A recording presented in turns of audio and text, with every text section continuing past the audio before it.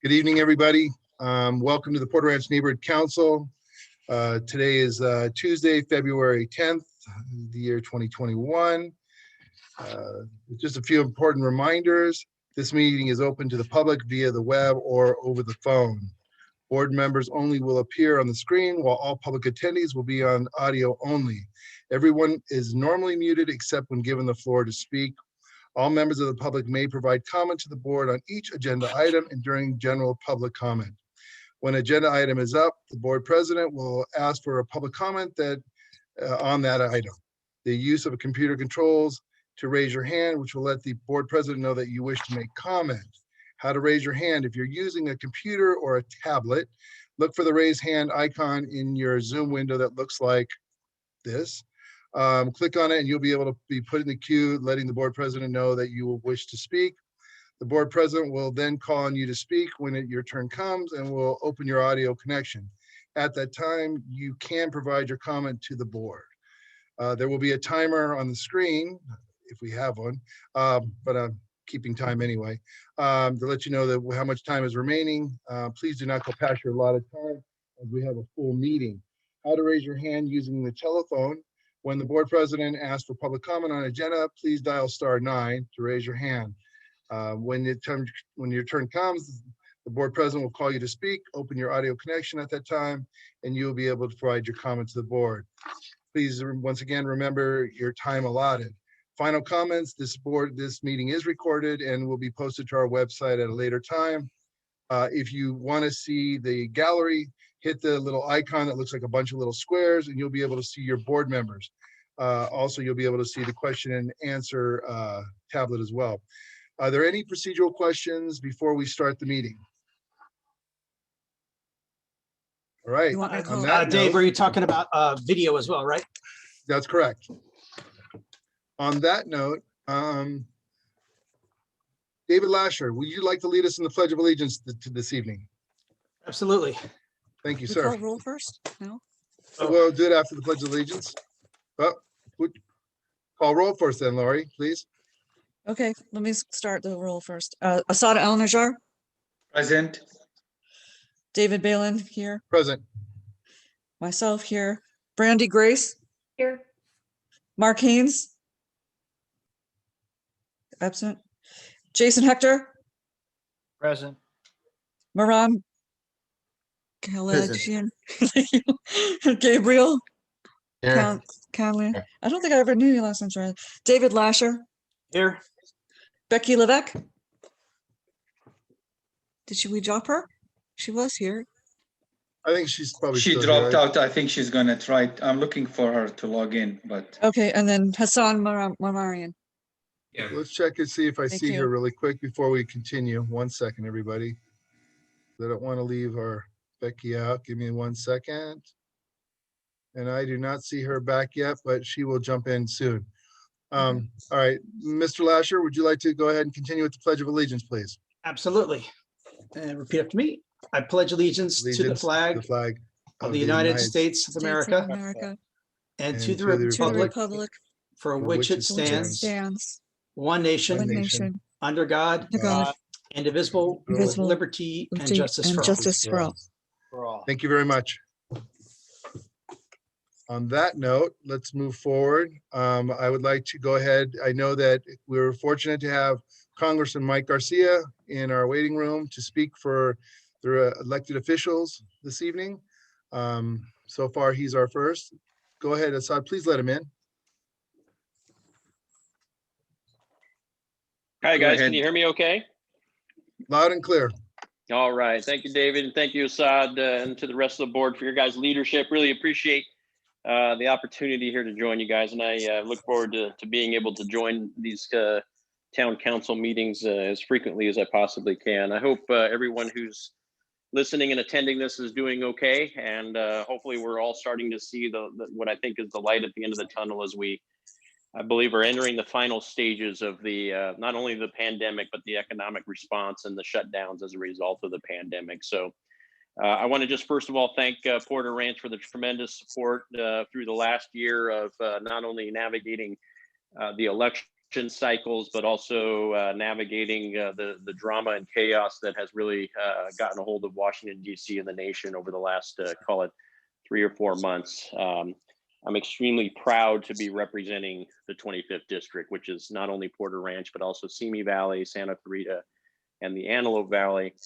And I do see it as a very meaningful time in our nation's history to be once again serving our nation. So I've got a history of service in the Navy, obviously as a naval aviator, but also in the aerospace business, which is very important to our district. And it is truly an honor of mine to be again serving this nation right now. As we focus on what is happening around the nation and in California in our district, I want to just make sure that we're focusing on what I'm calling assured security. And there's a few issues related to what's going on beyond just the COVID pandemic and the response to it that is starting to really concern citizens of our district and of Porter Ranch and the surrounding areas of Southern California writ large. But at a very high level, my goal while representing you is to make sure that we can all continue to live in Southern California and feel secure in being able to continue to raise our kids here, continue to run businesses here and work here. So I've been partnering with the various city councils, the county, as well as some state officials and local elected officials in our district, as well as schools, to try to get us to get the lights turned back on. I feel like right now we have the means and the measures necessary to, first of all, allow our kids to get back to school. Parents cannot get back to work unless we actually get the kids back in school as well. And that's critically important right now as we do that. I'm encouraging folks to get vaccines. I don't think it should be required, but I think it should be encouraged. And I think we are seeing some growing pains right now. We've spent a lot of money on getting the COVID vaccine ready. And we started to see the distribution of the vaccine to the local areas. And I'm leaning on local county officials and state officials to maximize the dissemination of the vaccines to the lowest levels. And it doesn't have to be just to these vaccine super centers.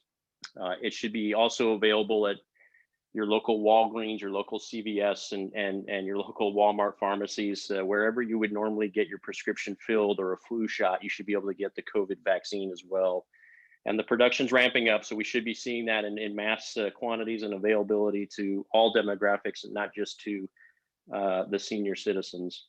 I've continued to lean on the governor to help improve that process and the local county officials, and I think we will get through it. And ideally before the end of February, at least at the end of March, no later than, we should see 100 million doses of the vaccine and ×2 for both shots being administered. So I think that between that and actually getting our economy going again, continuing to do the social distancing and taking measures necessary to prevent the spread of the virus is absolutely critical. And I would just say that, as a reminder, the vaccine is not meant to necessarily prevent you from getting COVID. It may do that, and that's the intent, and it's a very high percentage of success against preventing the infection of the COVID virus. But it's also meant to mitigate the symptoms. It's meant to be a very survivable virus. Once you do contract it, if you've had the vaccine, you will not probably be hospitalized, and you most certainly will not die of the virus. And so I think that's an important nuance to understand, that it's not just about preventing the spread of the virus, but also preventing deaths. And that's ultimately where this thing will eventually become just a common cold and we get through this process. So encouraging folks to get the vaccine.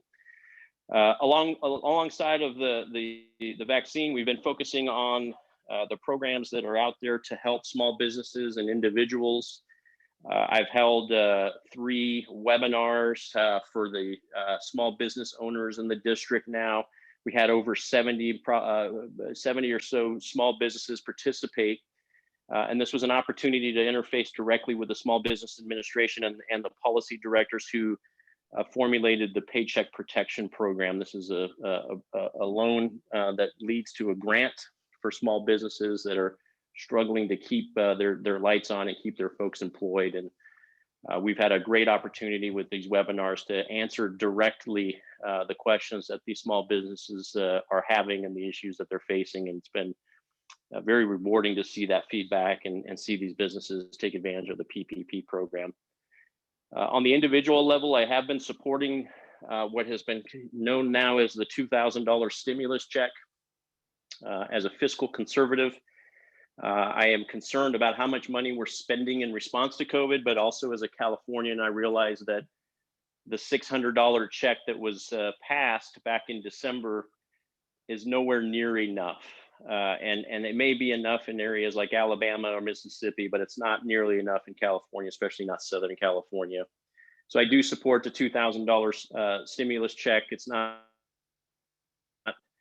enough in and of itself, but it's the least we can do at this point. And folks who are still struggling and have lost their jobs desperately need that money. So I do support the passage of that $2,000 stimulus check, and I believe that will move forward.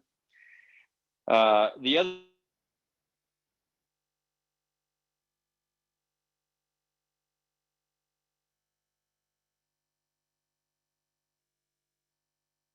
We lost sound from you, Mike. Yeah, I think give him a second to come back in. Hold on a second. Mike, you there? Yep, you got me now? Yep. All right. How Took much a quick did you miss break, there? huh? Okay, all right. Yeah, sorry about that. I don't know what happened. So I'll remain committed to supporting COVID packages. I think we've got to be smart about it. We've got to start looking at targeted approaches instead of these broadcast approaches that are just throwing a lot of money at the problem, but not necessarily solving the critical issues. And we'll be open. And my office, as always, is available to help small businesses and individuals navigate assistance relative to COVID. On the PSPS front, this has been an issue that's affected a lot of our district, Porter Ranch as well. Edison has been turning our power off in response to high winds. I have been very vocal about it. Of all the elected officials, I think in Southern California, I think I've been the most vocal and been leading this charge against SoCal Edison. What they are doing is barbaric and archaic, and frankly, it's putting the risk of fires on the lap of individual homeowners rather than them assuming any risk at all. So if the winds get above 30 miles an hour, they shut our power off, and we deserve better than that. We pay a lot for our power. Our infrastructure and grid is better than that.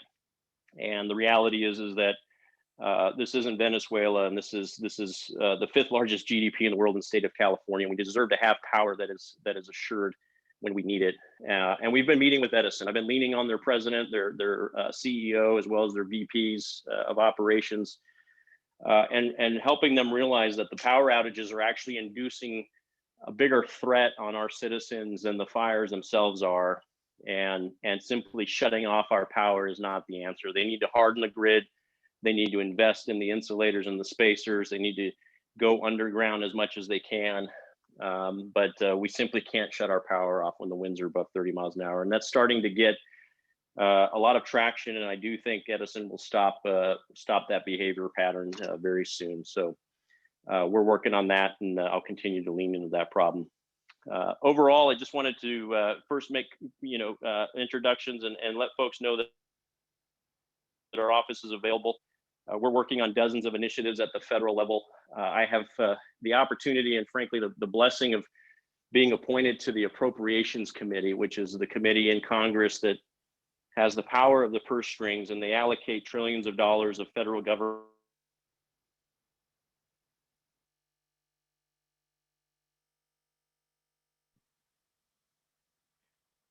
We lost you again. I think he's wrapping up. Mike? Well, I know there's a couple questions, but until Mike comes back, let me just, I want to acknowledge. It's not letting. Can I? 1 second, Becky. 1 second, Becky. I want to acknowledge there's an attendee that has a question in the chat for Congressman Mike Garcia. And I'd like to just note, and I'm putting this on the record, because we are very transparent. I just want everybody to know that, I don't acknowledge somebody who doesn't want to acknowledge who they are. If you're going to put your name in there, that's fine. But anonymous is, I don't know. I don't know if anonymous is right. But if you'd like to ask your question, I'd be, please call in. I'll be more than happy to give you the floor to ask the question to the congressman. Mike, are you there? And I'm sorry. Yep. Can you hear me now? Yes, we can. Okay. I apologize. I think I got a weak signal here. We do have a couple questions from some board members. Brandy Grace was first. Brandy, would you lower your hand? Go ahead. Lowering my hand. Thank you. Thank you. Welcome, Congressman, and thank you for taking the time.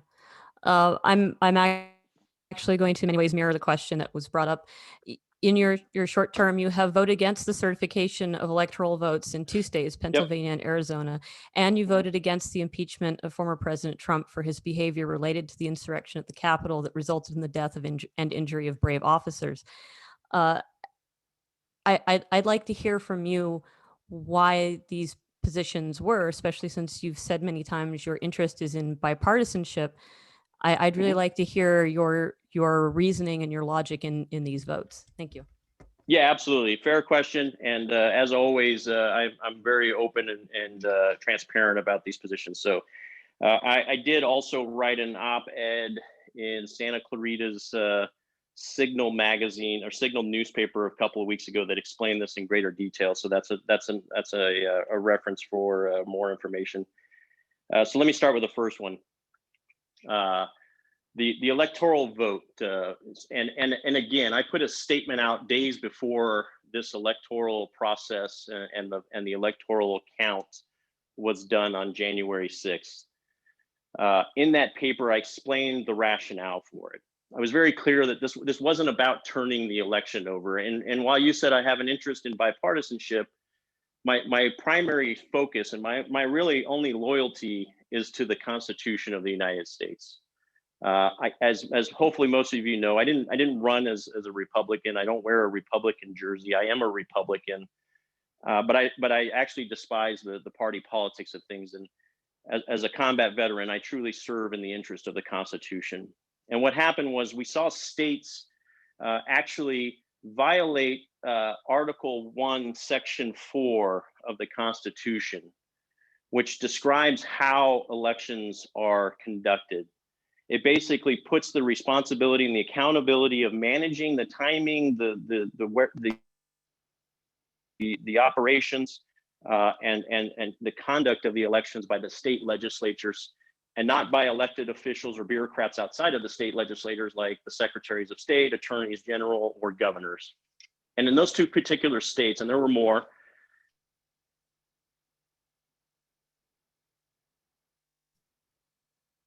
Did we lose you, Congressman?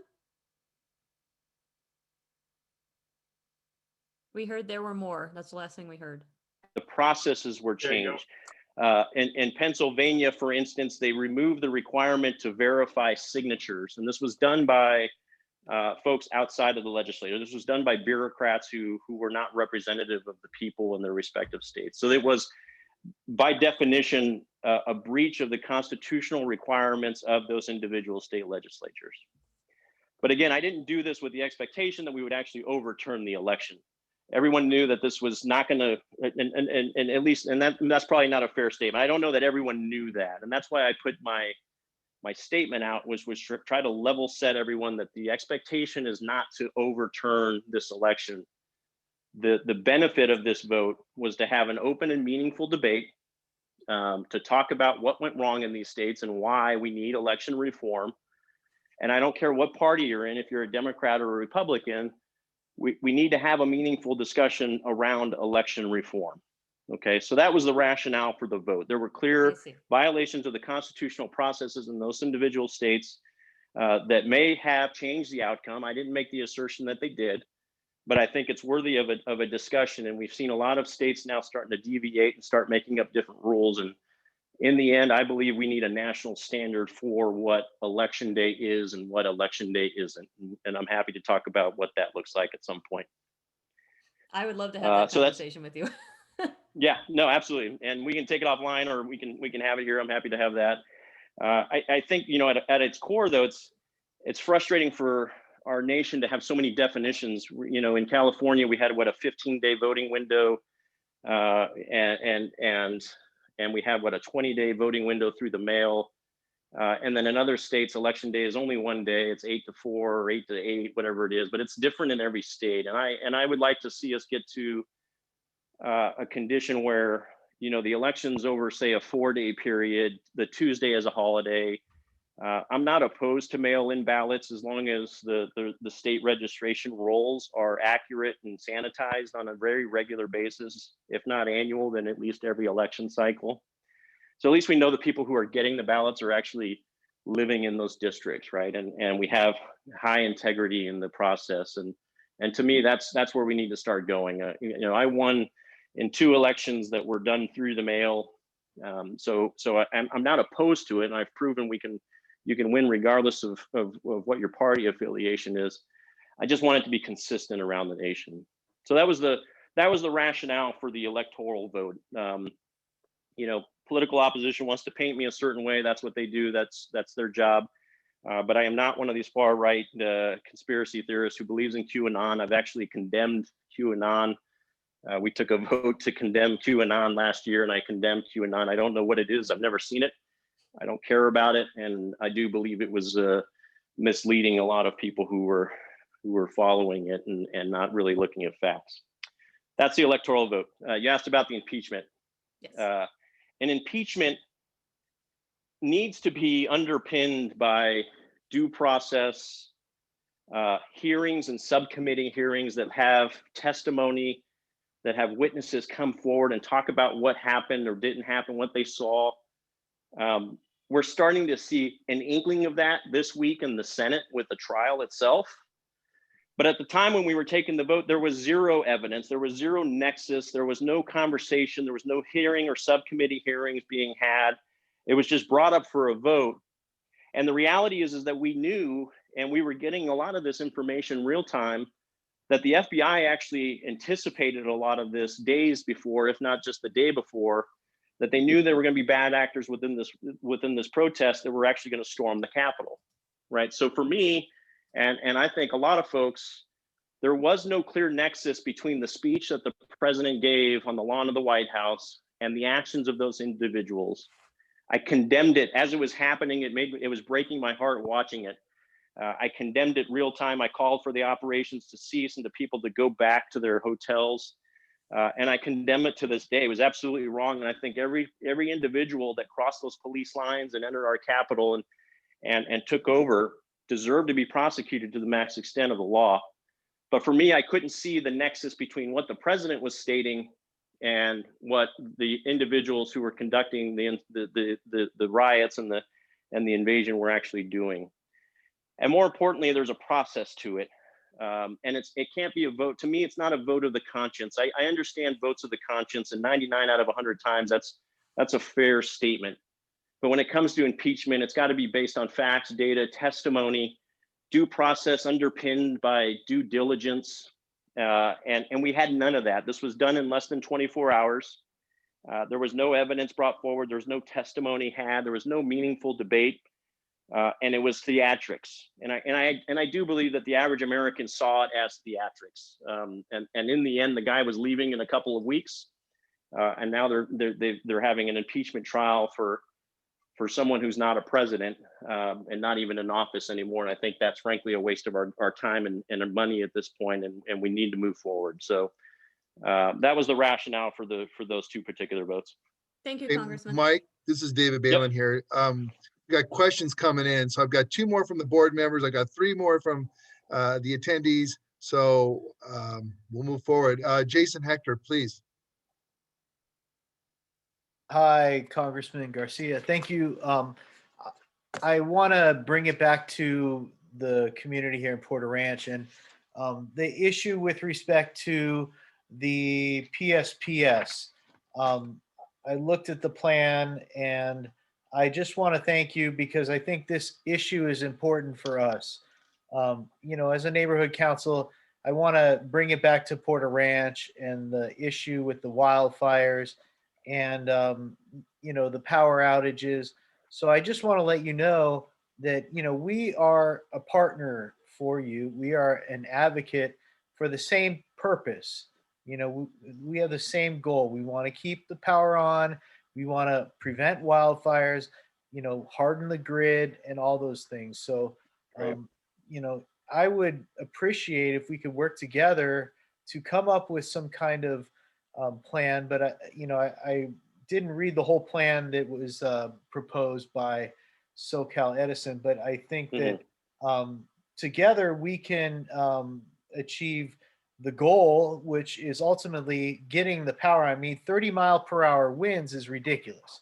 I mean, we have 30-mile-per-hour winds in Porter Ranch like every week, you know. Right. So it's just we're not dealing with that issue per se because we have DWP here, but the wildfire issue is certainly on our radar, and you know, it's a very important issue for me personally here, having gone through the Saddle Ridge fire and seeing the devastation going on. So I just want to let you know it's not a question, it's more of a comment, and you know, I would like to see this get done. You know, I think they're moving in the right direction, but if there's something that needs to be pushed harder or something that you feel like, you know, more that needs to be done, certainly we can consider, you know, advocating for that on the community's behalf. So well, I appreciate that. I think it's we need to keep the public's attention on this, and we need to keep calling Edison every time there's an issue, because even though Edison is the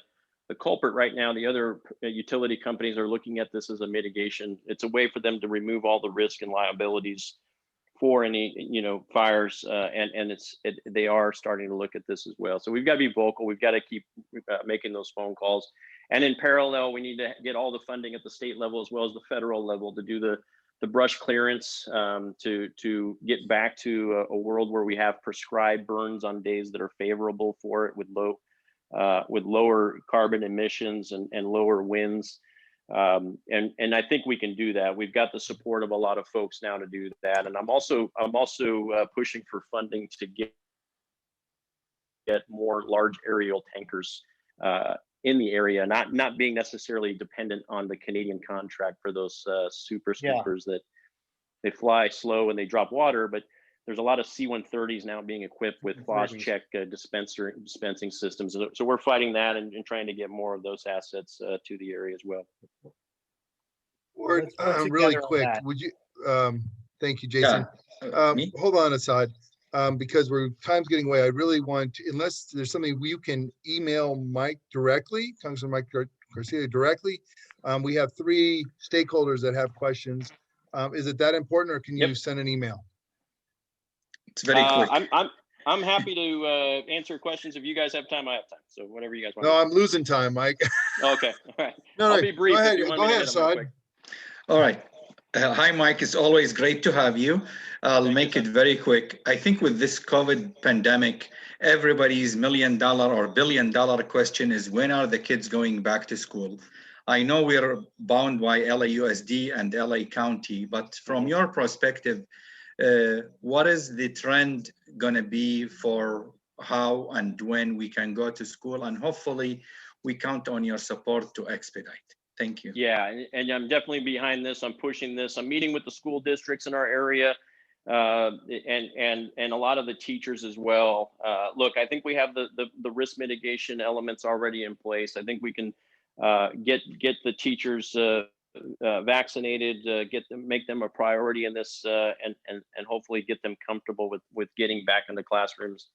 The science behind this has shown that the risk of spreading COVID is not in the classrooms. It's a very low risk incubator area, and we've got to be able to figure out how to do this. So I definitely supported Assad. I think we need to keep leaning on the school districts to do the right thing. We've seen some very bad examples back east in Virginia where they allow now the kids to come back to classes, but the teacher stays home and Zoom calls in, and then they hired a moderator or a monitor to sit in the classrooms. And that to me is just asinine, and it's actually still putting the same risk. It's just not a teacher in this case. So we've got to get back the lights turned back on at school. Thank you very much. Thank you. Miran, Hey, I'm seeing a please. quick question here about a photo with me with Trump supporters by Helen. Helen, that's again, don't fall for the bait on all social media things. I talked to all protesters. These particular folks were there a day or two before January 6th. They're out there right where I walk out of voting, and so I if it's a healthcare worker or a flight attendant, whoever's out there protesting, I take the time to chat with these folks, and these weren't people that were involved in the riot. They were just Trump supporters, and that's not a crime. Miran, please. Congressman Garcia, thank you for being with us. I only have one question regarding the Veterans Economic Recovery Act of 2021, your resolution of 637, which the bill would help the veterans who are unemployed to COVID-19. My question, when that bill will be implemented for those who are unemployed? Yeah, we're working the traps right now, Miriam. Thank you for that question. This is something that I think will get bipartisan support. It will allow veterans to get training and assistance to get back in the workplace as a result of the impact of COVID. We're working on several veteran issues, and I had calls yesterday and today with bipartisan groups within the House. I think we will get the support. The timing of it is, to your question, I'm not sure, because we are in the minority right now. We don't run the floor agenda. That is effectively up to Congresswoman Pelosi. So I don't have as much fidelity into the timing, but I do think it will eventually be part of some overarching package. Thank you.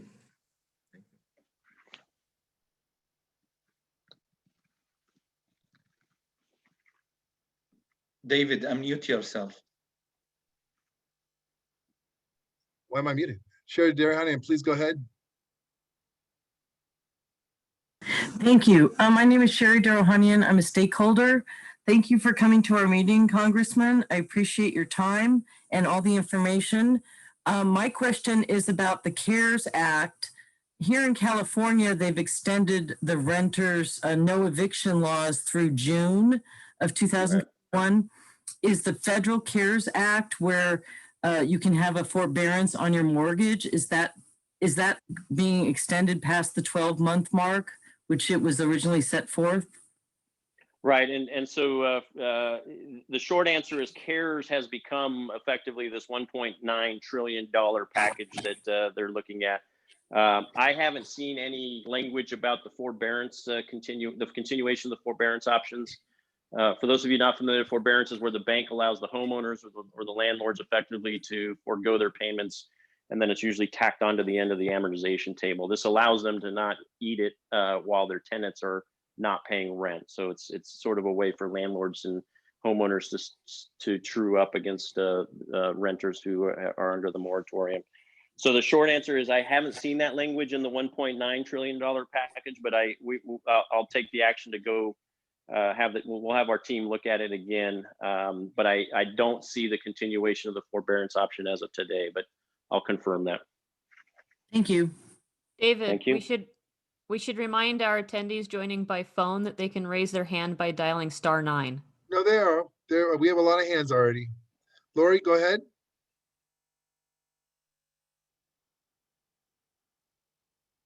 Yes, Congressman Garcia, thank you so much for your time and meeting with our community. I was listening very attentively to your info on the vaccination. The reality of the vaccination program is very stark. Mayor Garcetti announced tonight that the city only received 15,000 doses for this week, which is what they normally use in a day. He said that Dodger Stadium and the other large venues will probably have to shut down beginning tomorrow. People are having a difficult time. I see all over social media getting their parents, even those over 75 and 85, getting appointments to get them vaccinated. And Garcetti also mentioned that smaller cities are getting more doses than all of LA County. So just want to ask what you think you can do at your high level to help California, especially LA County, get our fair share of the doses. I mean, I've been locked in my house. I'm high risk. I've been locked in my house since March. Yikes. That is scary. I'm sorry to hear that. So what we are doing is, so right now the challenge is it's a use or lose kind of mentality that our state is taking.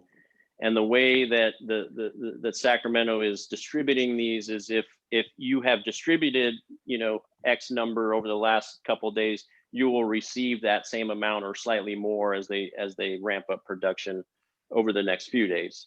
So when you have a city like the city of LA underperform, they continue to receive fewer vaccines, and you're effectively, being punished for your inability to actually get the vaccines out. I don't have the answers as to why everything is broken right now at the city level. We're seeing this in multiple areas, and we're seeing the number of vaccines pick up in some areas and go down in other areas, and it's strictly a product of the functionality and the sort of the effectiveness of them being able to distribute it. So what we're doing is leaning on the county officials to figure out what exactly they're doing wrong. And we're trying to make all of the resources available on my website. If you just Google Representative Mike Garcia, my website will come up. It'll show you where all the locations are, and it'll have links to make appointments for those places as well. So we've been successful helping folks do that. If you want to reach out to our office, we can help as well. But the short answer is we're in comms with them multiple times a week, trying to figure out exactly why they can't figure this out. They need to pivot away. It's extremely disheartening. It is, and especially after we've spent as many hundreds of billions of dollars on the development of the vaccine, and we've got multiple companies coming to the market, and it's literally just becoming a logistics train wreck. At the city levels now that haven't figured it out. And what's even more frustrating is this didn't surprise them. They saw this coming. The promise for the vaccine before the end of the year last year was coming for months. And that was the benefit of this warp speed program, but they didn't facilitize correctly at the local levels. And so what I'm hoping we pivot to is get away from these super vaccine centers like at Magic Mountain, and or Dodger Stadium, and we get to just letting the local pharmacies receive the vaccine and administer it, and starting to happen at that level a little bit, but not at the volume that we needed to. And so we are trying to find out ourselves right now exactly what's going on at the local levels. And your point is valid. While I'm at the federal level, and there's really very little I can do besides inquire and push these folks to do the right thing and get better at it. The bottom line is it's federal money that paid for all of this. So I'm taking this very personal, not only because it's very important, but because it's also federal taxpayer money that we frankly can't afford, and it's being squandered right now and not being spent on getting needles and arms in Southern California. Really appreciate that question. We'll help out. Mike, I have two more questions from Ron Nagaya and Gary Forsyth. Ron, go ahead.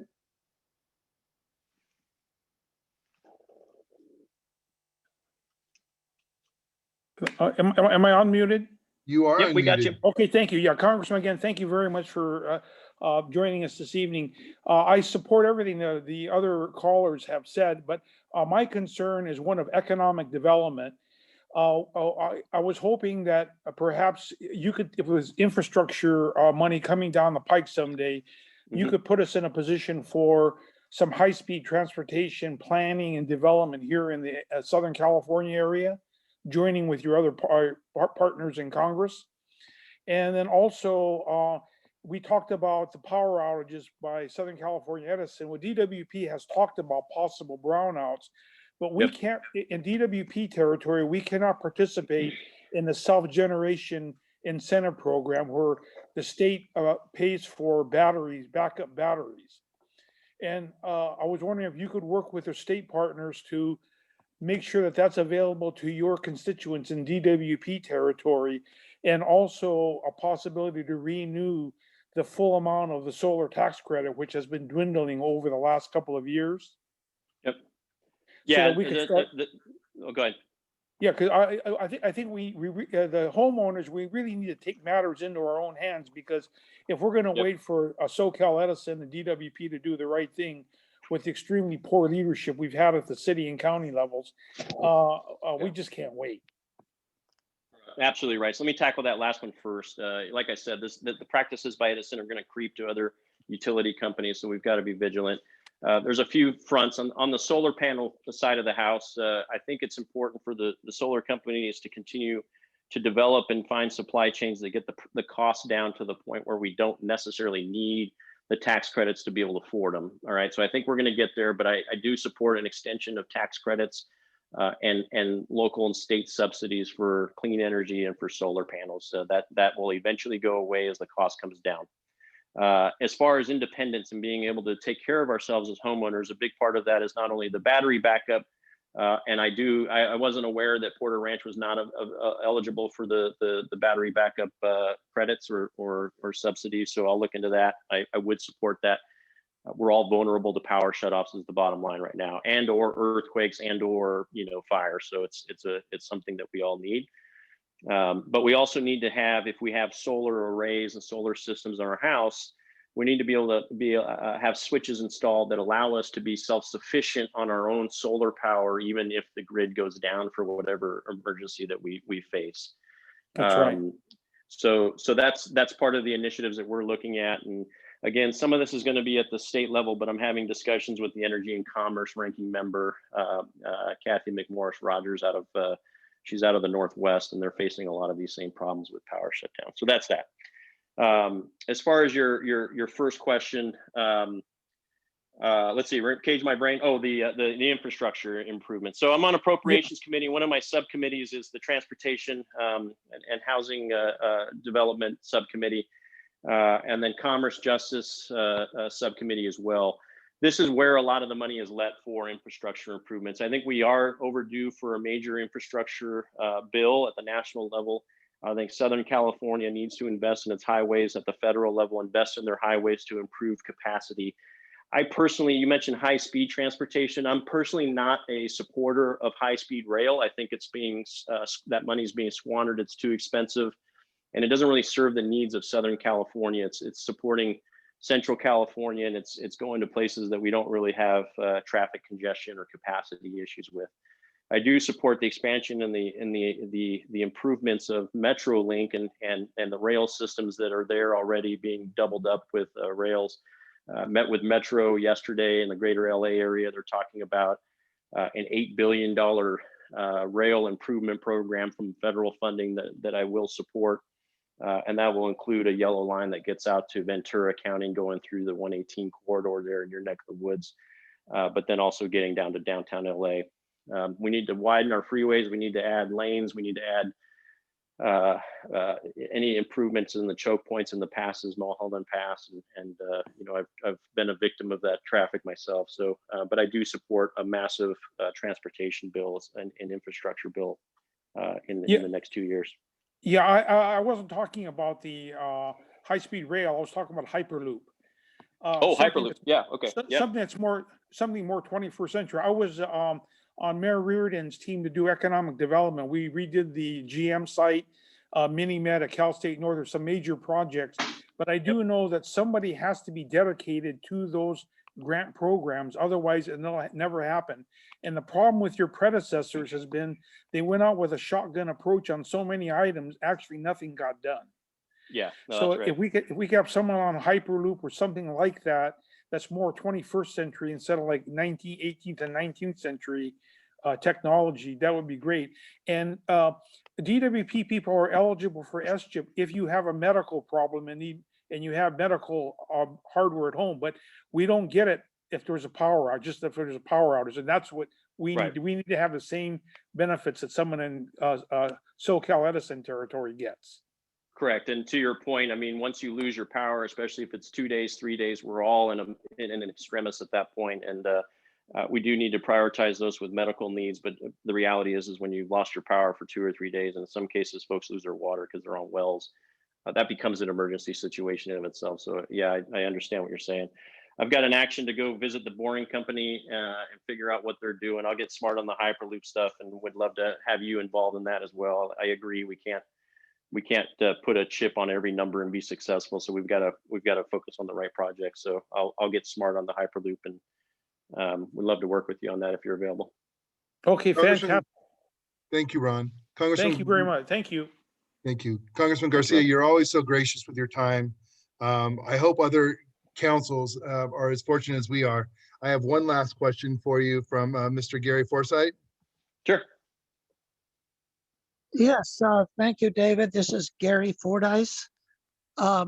Congressman, you mentioned a program for reemployment of veterans.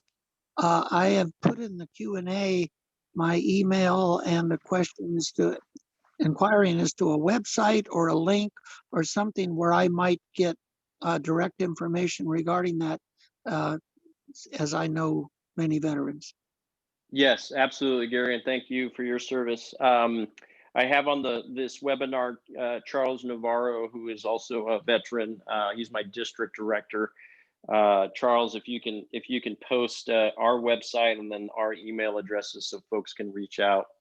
That veteran apprenticeship program that we were discussing earlier is right now a bill still in its early stages, so it's not something that you can tap into as of right now, but we do have other programs and we can certainly help navigate all of these COVID bills or COVID relief packages. That there's a few avenues of approach we can help with. So we're going to post that information here, Gary, and we'll definitely stay in touch. Thank you so much, Congressman. Thank you, sir. And on that note, I think we've answered all the questions, and I'm truly grateful, and I'm sure the board is grateful to you as well for your time this evening. Thank you. Thank you guys all. Thank you guys. Appreciate the We question. appreciate it very much. Keep up the good work. Thank you. Thank you. All right. On that note, let's move on to item number 5, public comment on items not on the agenda within the preview of the board. Let's see. Let's go here. Who do we have? 2, 3, 4, 5. There we go. So I will allow 2 minutes for public comment. And first will be Helen. Go ahead. Hello, can you hear me? We can hear you, Helen. Good evening. Okay, good evening, and thank you for the opportunity. My comment is about last CAG meeting, which was really health department's meeting, that Mr. Assad Al-Najjar read a statement coming from Porter Ranch Neighborhood Council written by Mr. David Bond, thanking Department of Health. I was wondering when that was discussed, if all the board members voted on that, or was it the stakeholder? I don't remember that was ever discussed. And I do not believe anybody in the right mind in this community would ever thank Department of Health with what they're doing and what they're pulling, especially lately. Thank you. Okay, so I'm gonna go ahead and answer this unless Assad, you want to answer it. So we were both. Yeah, go Thank ahead. you. So we were both on the call, and I'm busy doing work. I can't be on calls at all hours of the day attending meetings. And Assad reached out and he said, "Do you mind if I make comment?" And I said, "Go ahead. I don't mind, as long as we stay within the Brown Act. I don't mind if my board members speak at meetings that they're attending." That's about it. Do you have anything else you want to say on that? There was nothing written. That's Assad speaking, yes, making his comment. Go ahead, Assad. Yes, hi, Helen. Yes, hi, Helen. So basically, we and this will be coming when we discuss the agenda item shortly, but right to the bottom of it, we as a group need to get everybody in the same working team. I thanked DPH for their efforts of whatever they did. Maybe they did 1 inch in the 10-mile we're expecting them, but as of courtesy, I thank them. But then I recognized immediately the CAG, and I shared with all the CAG members what I said. Plus, I recognize that and outlined the neighborhood council bridge between the city and the stakeholder. And that's where we were foreseeing, and personally, me and the ad hoc committee, to see that we are under the umbrella of the CAG. I think a lot of the CAG members already asked me about that. We are part of your team. We are not replacing you. Maybe it sounded differently, but look at it this way.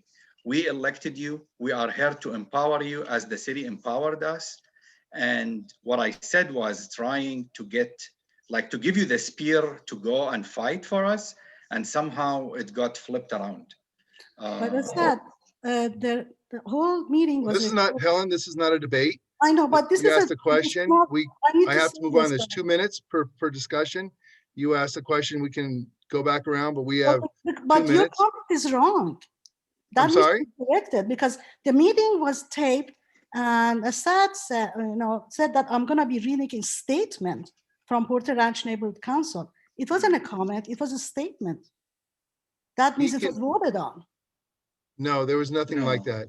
You're misunderstood. No, he misspoke then. I didn't misunderstand because there's a recording of it. I have gone and listened. I was listening. I was working at the same time. I was sitting on the meeting. We can send it to you if you want. I was there. I mean, Helen, I don't know what's the point. I'm not, this is not a debate. We're moving, Assad. Okay. Thank you. Yeah. Thank you very much, Helen.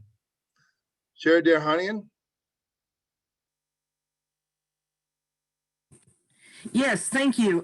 Sherry Darhanian from the Museum of San Fernando Valley, located at the corner of Wilbur and Nordhoff.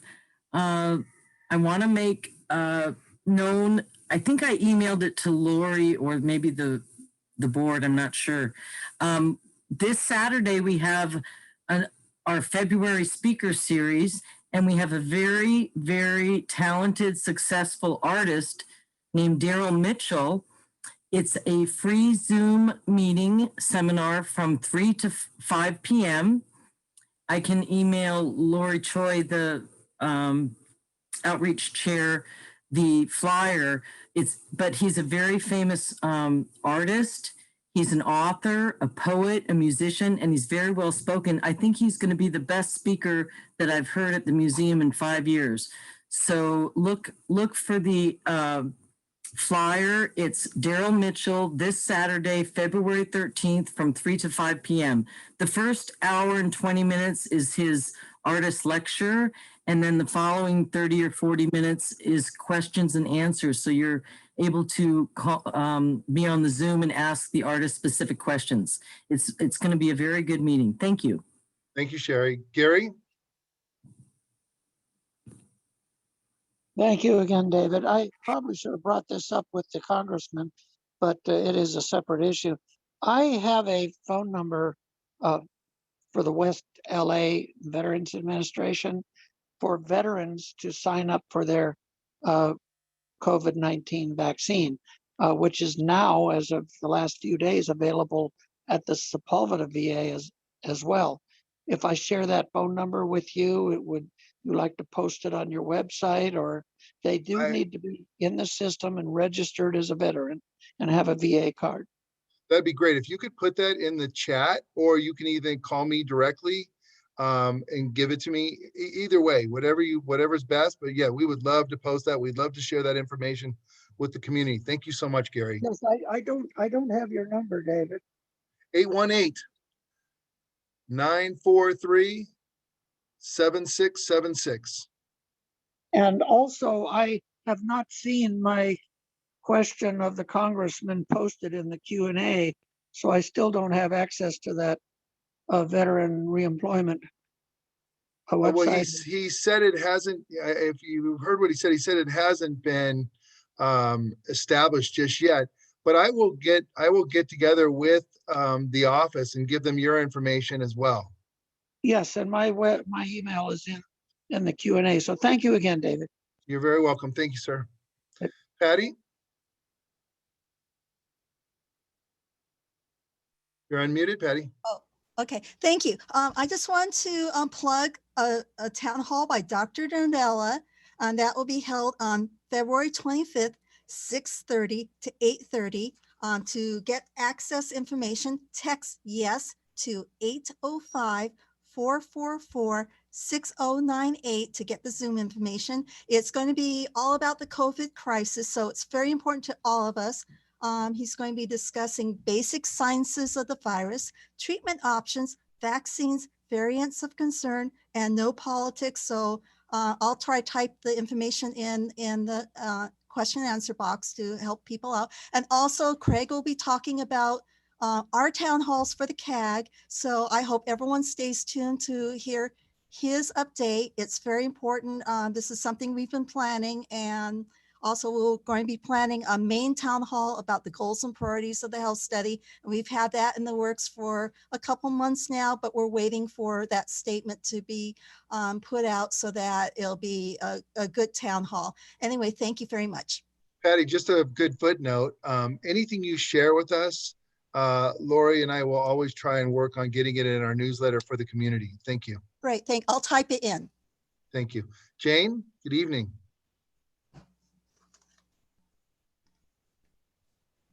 Okay. Jane, there you are. So, I hate confrontation, but I kind of understand what Helen was trying to say. It kind of felt like, and after hearing Assad talk and you, David, it seems like it wasn't meaning to kind of undermine the CAG. So I understand that, and it's good. And I feel like the CAG should know that they are well supported. And you did say that, which is excellent, because I do want to stand up for the CAG, as I would PRNC too. You're amazing and all the work you do, but the CAG is under a really, I don't even know what the word, difficult situation. For example, 3 years ago, myself and community members were trying to have meetings with the Department of Public Health, and we would ask for simple things to get done. We'd had simple answers, asking questions, and we couldn't get answers. I'm sorry, ask questions, couldn't get answers. And so I don't know what it is about public health, but they are really difficult to work with. I don't have the answer to why that is, but I just want the CAG to be really supported, because they're doing amazing work, asking questions, pushing the envelope, trying to get our community a really good health study so that we know what has happened to us. How did the poisons affect us? What are other people feeling? What are the consequences? Anyway, I just want to give a shout out to the CAG for all the work that they do, because they are amazing. I couldn't do it, and they could, and kudos to them. And, shout out to the PRNC too. Thank you for, giving us the space to have a conversation and talk with each other. Well, Jane, just a footnote on that. We do support them. As you see, item number 7 and item number 12 support the CAG. Yes, I'm just supporting them too. Just. I know. Thank you. You're the best. Thank you. Deidre? Mute. Okay. Hello there. Hi. Thank you so much for the opportunity. I also want to piggyback on wasn't a CAG meeting. It was a Department of Public Health meeting. The CAG didn't even have access to answer questions. They had to raise their hands. So anyways, besides that, I just want to say, I was really shocked when I heard that letter. It sounded like they were our wonderful CAG members were being disrespected. And I know you've cleared it up, but I just had to let you know that's what it sounded like. And my jaw dropped when I heard it. And if there are any gaps in what the Department of Public Health knows and what the CAG knows, it's because that's what the Department of Public Health wants. And the only thing I want to bring up is that I know when our CAG members come to speak at Porter Ranch Neighborhood Council, I mean, we don't get that opportunity too often to hear what is going on in the CAG and what kind of information. So I was disappointed when Craig Galanti was not allowed to speak. I mean, I know there are time restraints, but I think this information is gold and we need to hear it and the community needs to hear it. So I was disappointed that he wasn't allowed to speak and share information that we're all desperate to hear. Anyways, thank you for supporting the CAG. We do support, and I appreciate your comment, but I would ask you to reach out to Craig for a better understanding of what transpired, and then you'll have a better understanding. But thank you so much for this. Thank you. All right, thank you. Glenn?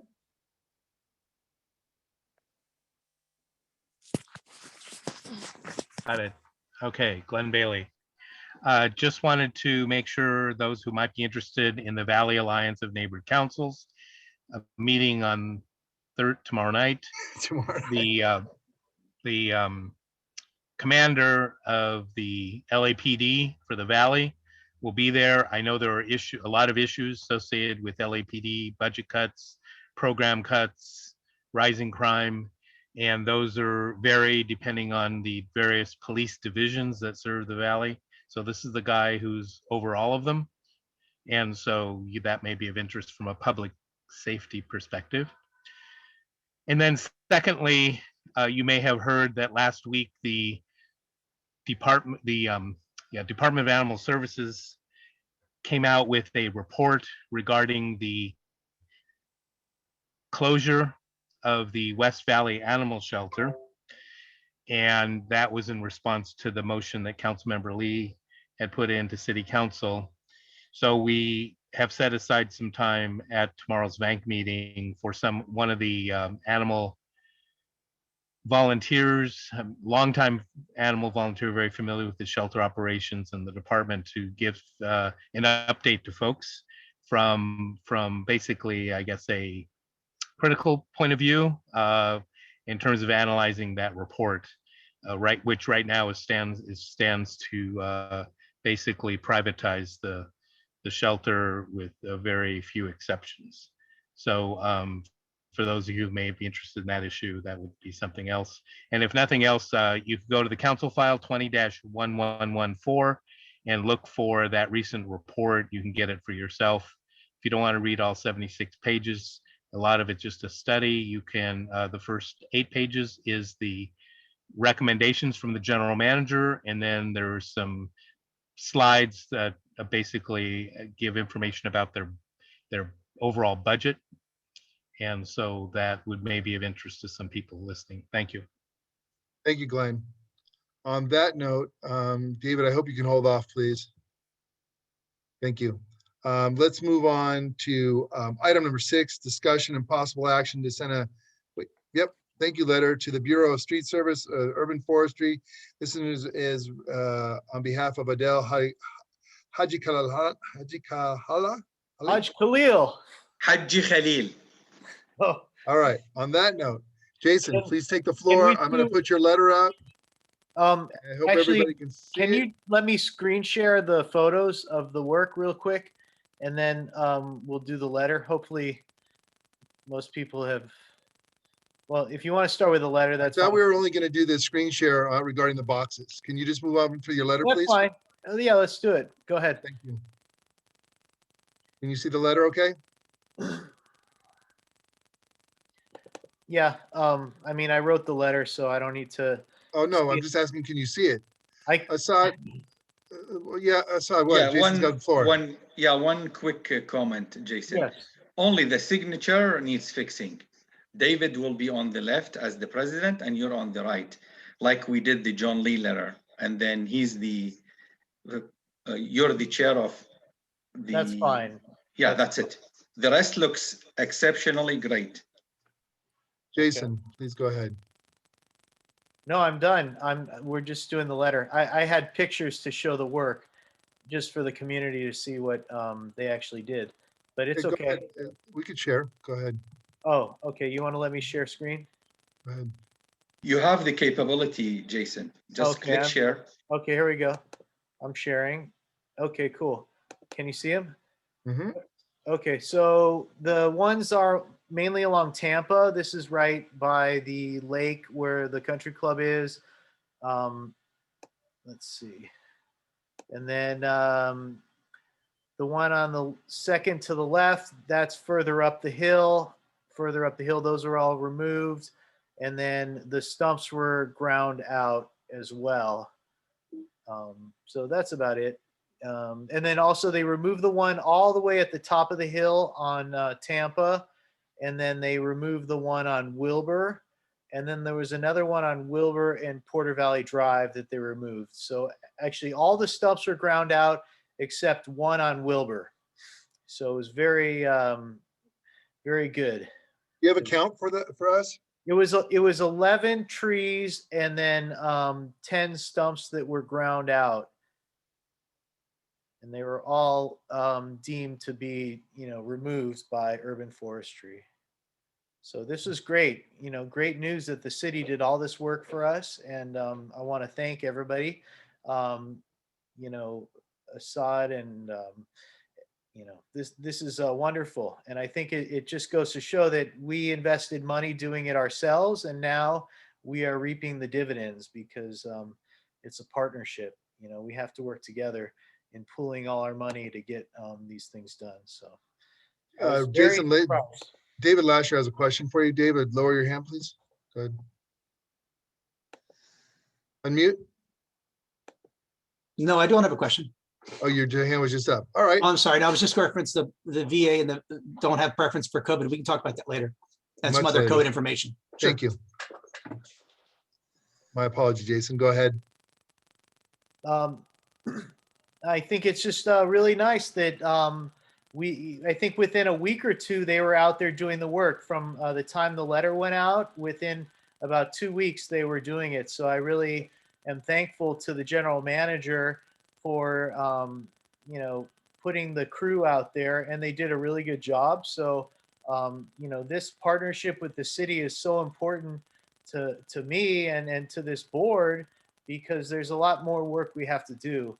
And, I'll be bringing up some of these things later, but I think that this is a good partnership to develop and to maintain, because urban forestry is very short staffed. They're very underfunded, but they do good work.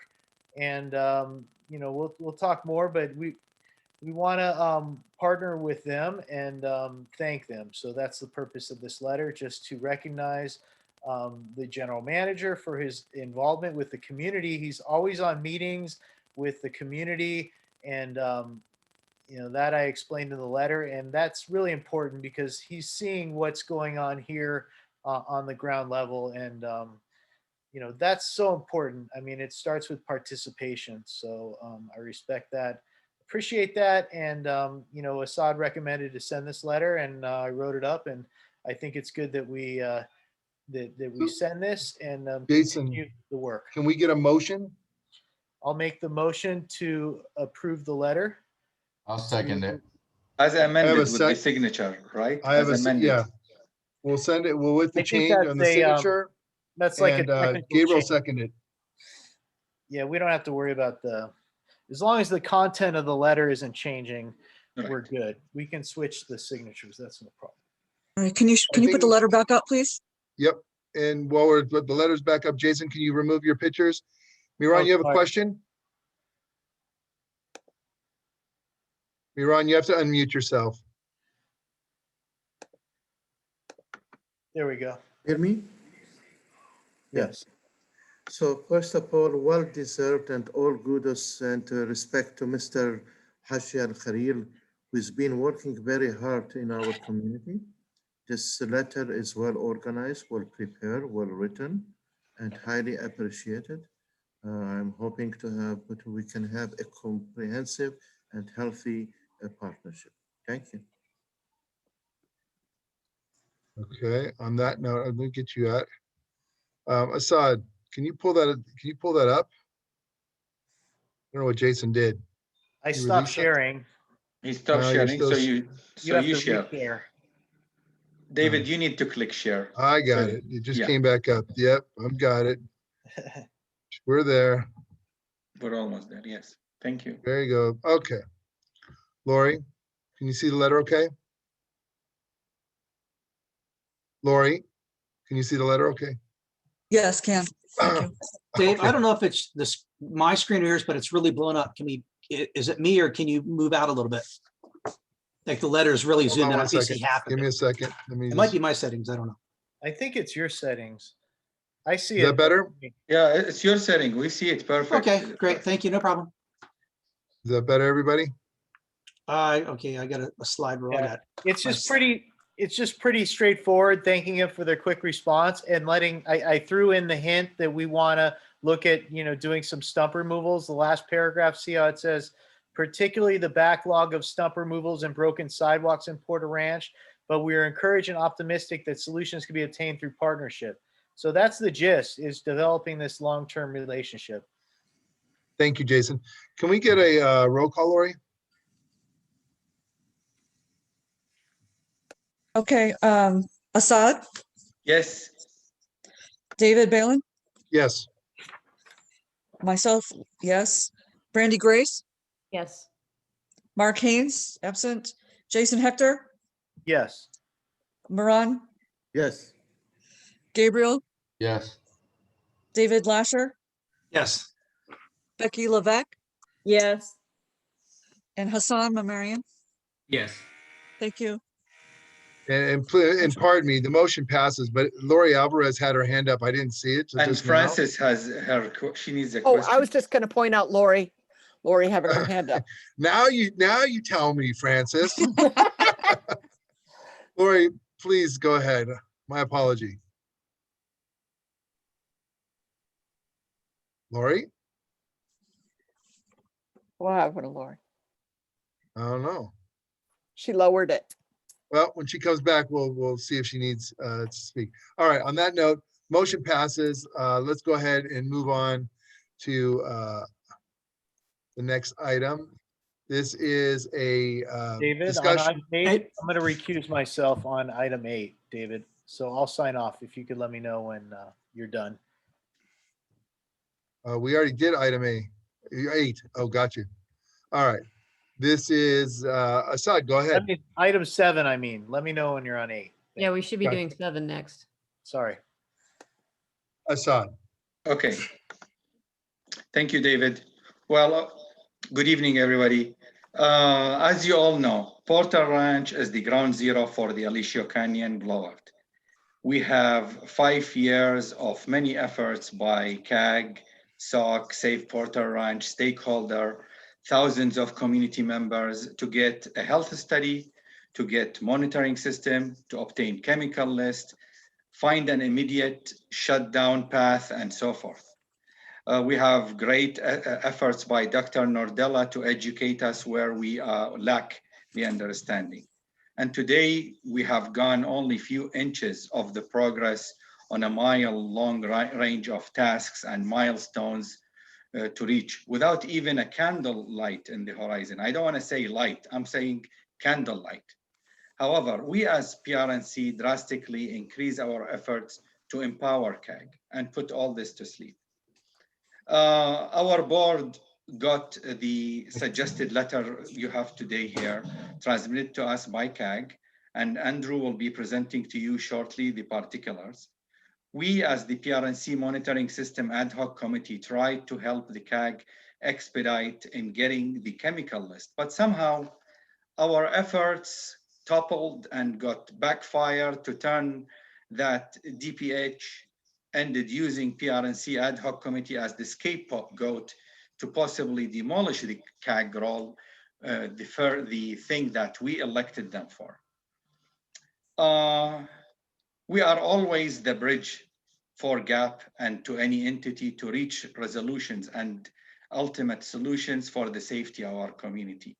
And that's why we as neighborhood councils elected them for you. Without further delay, so that I don't waste time, I would like to give the floor to Mr. Andrew. Assad, do that. Assad, you can't do that. If they would like to make comment as participants, they can do that. You cannot turn that over. So if you want to bring this, if you want to bring this motion on behalf of, Right, so okay. then So please do so. basically, we would like to bring the motion, and I'm hoping to get full support of the board to authorize to send this request to Councilman John Lee and to get the support of the councilman to get a resolution, which is as outlined in there. It's on the screen. I don't know if you want me to read the whole proposal or it's right there. And we're looking forward to getting efforts moving quickly and right away. If there is any questions, I guess I will ask them through Andrew. I'll second your motion. I second. Thank On you, that note, gentlemen. I'm going to put this in for discussion. Brandy has her hand up. Brandy, please go ahead. David, point of order first. Yes, go ahead. I don't know if, I know Dunn's considering it. I don't know if it's a regulation or not now, but I really think that anybody participating should have their camera on. It's not official testimony like court where they have to have it, even in congressional testimony, but it's just a matter of common courtesy and manners, frankly. But, you know, we're all up here. I don't necessarily want to be on camera for 4 hours myself, but the rest of us are. I think it's only right. Well, Gibson's on camera now, so I'm going to go ahead and, but I know, I get that. Gibson, would you like to respond? Yes, Mr. Lasher. Unfortunately, there's no mandate that requires, at the moment, there's no mandate that requires NC members to have their cameras on. It's based off of how members feel if they would like to sort of have the camera on or not. Apologies for that, but there's no requirement. I was afraid of that. I just think it's a matter of, at some level, stability, but just definitely participation seems better when you can see somebody. I know, I second that. That's why most times I turn on my camera when I need to speak, or when I'm not, if I'm needed, I definitely turn on my camera. It's one of those etiquettes of using Zoom. That was what I was looking for. Thank you so much. Appreciate it. Bye. Thank you. Brandy, go ahead, please. Lower your hand. Mute you. Okay. Thank you, Brandy. So coming back to this, and I do not have a camera. Talking about this, I have been absolutely barking up this tree since I moved to Porter Ranch. I think that we absolutely need to have the information that we're requesting, and I will 100% vote in favor of this. I do want to put I just want to give out what I've been running into in my press for this, which is people have been telling me that the subpoena power even won't necessarily get this information because it is covered by Federal Trade Secrets Act. So we should absolutely push for it. We should absolutely ask for it. We should do everything in our power, but we have to recognize that this may not be something that under current federal law we're able to obtain. So I just want to make sure everybody's expectations are set correctly. But yeah, I'll 100% vote for it because we deserve to have this information, quite frankly. And I agree with you, Brandy. And it's unfortunate that Congressman Mike Garcia is not here, because he would be able to speak on this, because we've had this discussion on the federal side. So maybe CAG will reach out to him as well. Let me go ahead, Gabriel. Yes, I 100% agree with the motion as well. Normally, formulas could be confidential, but the fact that it poisoned thousands of people, tens of thousands of people, it is our right to know for our future, for our health, exactly what we were exposed to. So I'm 100% in favor of this motion, and I hope the board is as well. Thank you, Gabriel. Becky Levesque? Please unmute. I'm unmuting myself. There you go. Just in reference to not regarding the letter, but one of the issues that I have with these Zoom meetings is sort of a violation of our right to privacy when we're on cameras and people can see inside of our homes. So if people don't feel comfortable being on camera, I think we should respect that, their right to privacy. Thank you. That's Thank it. You. Hassan. Yes, regarding the letter, I fully support it. I think the board is really doing the great job of supporting this letter, and thanks to CAG for bringing it to us. Whether we get anywhere with it in terms of subpoenas and legislations and so forth or not, that's remaining to be seen. But at least we can say we tried it, and I really appreciate the the fact that if Mr. John Lee could sort of bring this to the floor, at least try it with the city council. And I think that's what we are asking. But I would like to see it done with a little bit of passion and urgency.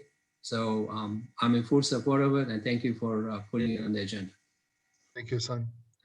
Miran. Yeah, I want to thank all the board members that they are supporting CAC. We need to continue to work together. I am in a strong support of the language on this letter. This is a very clear language, a very comprehensive. It's in a very good structured way. And then I am in support to work together and to bring the necessary results and hopefully the light candle that I said told. Thank you. Thank you, Miran. Now I'm going to move on to our participants. We had some hands up. Let me see what we have here. Andrew Crown, you have 2 minutes, sir. It won't take that long since this already sounds like it's going to pass. Just one clarifying comment to Brandy. Brandy, typically you are correct. They would be able to hide under proprietary recipe or trade secrets. However, the single entity who is able to pierce that veil is none other than the county and public health. So I just wanted to clear that up. Thank you all. There seems to be a really wide support for this. Thank you very much. True. Thank you very much. Craig, go ahead.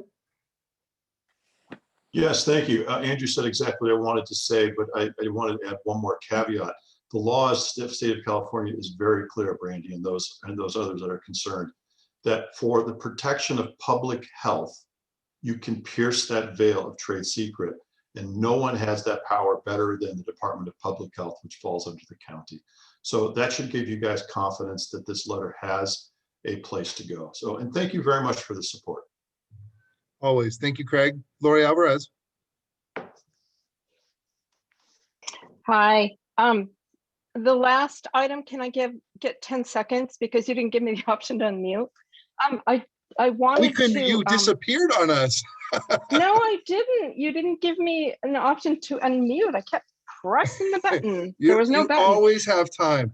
You can have whatever you want. Thank you, Lori. Anyway, I just wanted to thank Jason and the beautification committee for all the work that they've done on Tampa Avenue. I don't get out of my house very often because of COVID, but it definitely doesn't go unnoticed when I go up and down Tampa, and full support for that letter.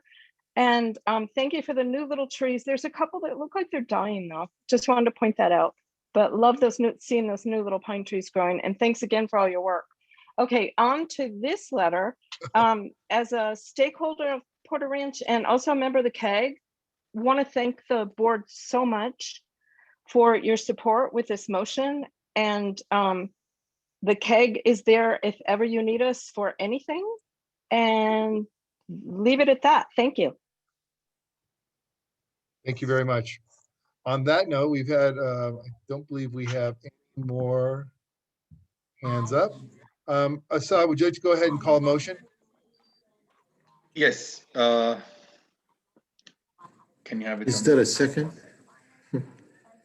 I thought we did the motion. We did the motion and we got the second. Yeah. Lori, would you like to go ahead and call I'm sorry, I didn't hear the second. Who was the second? I seconded it and Hassan seconded it right after me. Guys, dinner's ready. Okay. Lori, your dinner's ready. Okay, calling the roll. Assad? Yes. David Balin? Yes. Myself, yes. Brandy Grace? Absolutely. And Mark Haynes is absent. Jason Hector? Again. Hold on. Somebody needs to mute. Jason Hector? Sorry, I didn't hear you. Jason excused himself. Oh, okay. I'm sorry. Moran? Yes. Right on. Gabriel? Yes. David Lasher? Yes. Becky? Yes. And Hassan? Yes. Motion passes. You want to bring Jason back? I already did. Thank you very much. Thank you. This is item number 8. This is being brought by Hassan. It's a discussion, possible action to submit a CIS letter to support of the Mayor Garcetti's veto of the Los Angeles City Council proposal for the reallocation of the $150 million from LAPD. Hassan, take it away. Okay, David. So I hope everyone has had a chance to look at the letter. I'm pulling it up as we speak. A little bit of background on this, as we all know, David, sorry, Hassan, I need to recuse myself on this one. Okay. For budget purposes, thank you. As everyone knows, $150 million was taken away from LAPD to be reallocated for other uses, mainly as a reinvestment of funds to impacted communities. This came primarily as a result of the discussions of social injustice and underprivileged communities, and basically Council filed 20-0600, which were proposing a budget. They took that $150 million and reallocated to other uses. When this was proposed and submitted to Mayor Garcetti, he flatly rejected it, he vetoed it. And his argument was basically that you have to be, looking forward, revolutionary, and also, not doing business as usual, which exactly is what happened. Since then, I've had a chance really to look at the files and some of the discussions, and it does appear that this $150 million, which I consider to be for public safety, has come out and has gone to a number of other uses. A letter dated December 3rd, 2020, which is the letter going from the City Council to the Finance Committee, reallocates like only $10 million for economic and workforce development. $10 million is under reserve for other uses. $40 million for reduction of furloughs within the city, and $90 million pretty much reserved for preservation of city services. As far as I'm concerned, and I think Mayor Garcetti agrees, these are not exactly what those funds were intended to go to. These funds were intended to go and support a number of these social issues that we have had. Basically, one of the things was to promote community engagement through pilot programs to bring justice and equity to all local areas and organizations. What I can tell you is that when I went through the budget and I'm looking at some of the $88 million, which has been sort of proposed to go to different districts, and CD12 is basically getting 3.37% of that. So we are getting very little back of that. It's about $330,000. But the fact of the matter is, even those districts that are getting most of the money, listen to the categories that are being proposed to be used. Park improvements, landscaping, sidewalks, street sweeping, street resurfacing, speed bumps, tree trimming, bulky items collection, city services, and just improvements of the recreational facility. One item more or less showed up a couple of times, youth programs. So the gist of the letter here, and I hope you have had a chance to read it, is for the City Council to go back and take a good look to see why we are spending the money pretty much business as usual for these services, which I believe there is a budget for. There is, Los Angeles has a city for all these services. Why they're taking that money from the police department and trying to kind of, in my opinion, sort of misuse or waste it for other areas. And it's really not intended for the purposes that it had in mind. So the letter proposes a number of areas, including, but not limited to, taking strong action to restore peace in neighborhoods that are weathering increases in violence by accelerating and expanding intervention and prevention works. One of the specifically is fund a 24-hour unarmed crisis response program to dispatch mental health workers to nonviolent 911 calls. This would help our police department in some ways. At least the money taken away from them is put to some good use, so they will not have to be responding to non-emergency crises. The system shall be distinct from law enforcement as the city develops a new system to respond to nonviolent calls for service. It's imperative that this system explicitly supplements the original police system of response. We expect this not to be part of the police department, but as a separate entity and basically exclusively on professional outside law enforcement, including healthcare providers, and I included this, which we can add it to the letter, mental health professionals as well. Last but not least, I would like to add this to the letter. So these are additional. PRNC recommends also partnering with two specific entities within the reinvestment budget to implement the following, or to include the following organization. One is called GRYD. This is the Gang Reduction and Youth Development. They have a website. They have been pretty successful in basically bringing youngsters or youth to make sure that they are not becoming part of the gang, creating jobs and training for them. And the second one is Los Angeles Conservation Corps, LACC. And they also do youth development, job training, and do a great job working with community as well as cleaning and planting service. So with addition of those paragraphs to the letter, what I'd like to do is that we approve this from PRNC board on behalf of the board, that we do agree that business should not be run as usual. These funds should be allocated for specific use and hopefully more toward public safety and also helping some of these communities that are underprivileged and not for what I call ordinary services. So with that, I'll be happy to answer any questions you might have. So a quick question before I open up the questions. Where are you thinking about making those additions? What part of the letter? Basically, so a few corrections. First of all, the letterhead we have used has two blank spots. One is for Vice President, which is now Asad, and one for the Secretary, which is Lori. So those are listed as vacant. I think we should correct those.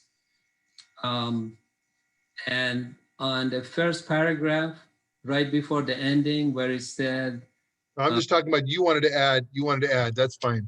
This letter is not going out yet, but I just want to see where were you thinking about adding the specific I mentioned are going to the very last. The last paragraph. Yes. Yeah, where it says like the 24 on the second page where it says the 24-hour unarmed crisis response. Right, so after right that, under end of that paragraph, we start the new paragraph. Okay. And I'm going to read it to you. I have written it here. It said, lastly, PRNC recommends funding / partnering with two specific entities within the reinvestment budget to impacted communities. These are one, GRYD, which is Gang Reduction and Youth Development, and two, Los Angeles Conservation Corps, LACC. Thank you so much, respectfully, and the letter ends. Thank you for that clarification. I'm going to move on to hands raised. Brandy had her hand raised first. Brandy, please. Hassan, thank you for bringing this to us. I think this is really, really important. I apologize for you've heard me talk about this before, but I've had issues with my special needs child having public meltdowns, and even as young as 3 years old, having people tell me they were calling the police on my 3-year-old. And as sad as it is to think that they would call for people with guns to come handle a meltdown from a 3-year-old, the problem is the system. Who else are they going to call? In some countries, they could call and ask specifically for a child care response team or child development specialist or somebody to come out and handle the child aspect of it. But when we call 911, we get fire department or police or ambulance. And we need to rethink our emergency services so that you can have someone who comes out and deals with an autistic 3-year-old's meltdown. And it's not just uninformed people. When he was enrolling in our public school in LAUSD, again at the age of 3 for preschool, I asked if he was ever unsafe, if anybody on site had training in safe restraint. And I was told, no, if it gets to that point, we'll call the police. So we have a systemic problem that we send out people with guns to handle positions and situations that do not call for armed officers who are frankly not trained and never intended to be trained in things like mental health crises, child development specialties. We need these separately. We need to be able to have these. And I think it's very distressing that when we had already decided as a city to shift the funds, that we tried to fund things that had nothing to do with that. So I'm glad that we're doing this letter. I'm glad that we're asking for the things that we frankly demanded in the first place, that we rethink how we manage law enforcement and security and safety across multiple venues for all the people of Los Angeles. And that's what I think this letter is calling for. So thank you, Hassan. Thank you, Brandy. Becky Levesque. Okay, I just have a couple questions, Hassan. Obviously, thank you for taking, I'm sure this letter's took you quite a long time to write. I just am not clear on a couple things. First of all, the 150 million, is that what he took away from the LAPD? Yes. Is that okay? So that's the 150 million that you're talking about, right? Yes. Mm-hmm. Okay. Did you have a sustainability meeting regarding this issue? No, ma'am, we did not. Okay, so you did not, and you're the author of this letter. I am. And so there was no community involvement in writing it. I just want to know how involved the community was in writing this letter and in making the decision and to send this, such a strong letter, which a very good letter, without any other input from stakeholders. I was just wondering. Okay, I think you answered my question. Thank you so much. Sure. Just one comment on that, Becky. When money is taken away from the police department, it's money taken from all the support we receive from the police department here in our community. So it's going to impact our community as well. It's not like we're going to, pay no price for it. And if it was spent in the right way, I would not have attempted to put this letter together. But as I see it, it has found, like you found a wallet with some cash in it and let's go spend it. And I think that's what I have a problem with. And frankly, that's what I think Mayor just jumped on it on his side. He said, no, we are not going to do it. So hopefully with some opposition, they will do the right thing. I don't know if they're going to come up with those 24-hour unarmed, medical interventions and stuff. At least we can try. And I hope they do the right thing. But at least we are voicing our opinion here as a community. Thank you very much. Second. Mr. David Lasher. Hi, Hassan, love your, respect and love your work in general, but I'm afraid on this situation, the reallocation of that kind of money, no matter where it goes, it's going to hurt many residents, including Porter Ranch residents. For example, when Chief Beck was the police chief, he was forever taking people out of stations. If Devonshire had 150 officers, they might have 60, they might have 80. He was always stealing them and shoving them in South Central on gang task force or on an equestrian patrol, terrorist task force. He had lots and lots of little fiefdoms that he controlled, and they were always short. And the direct result of that is that when my house was robbed by 3 Rolling 90s Crips gang members who drove up from South LA, they knew that the cops couldn't respond because there weren't any. And they knew that all the homeowners were at work. So when I was robbed 5 years ago on a Tuesday at 1:30 p.m., one cop showed up 45 minutes after I called. And we didn't know, we thought at the time these 3 fine gentlemen from South Central were in my backyard because the door shut when my son walked in after school. And their response is, well, we just don't have anybody. Tuesday at 1:30 in the afternoon.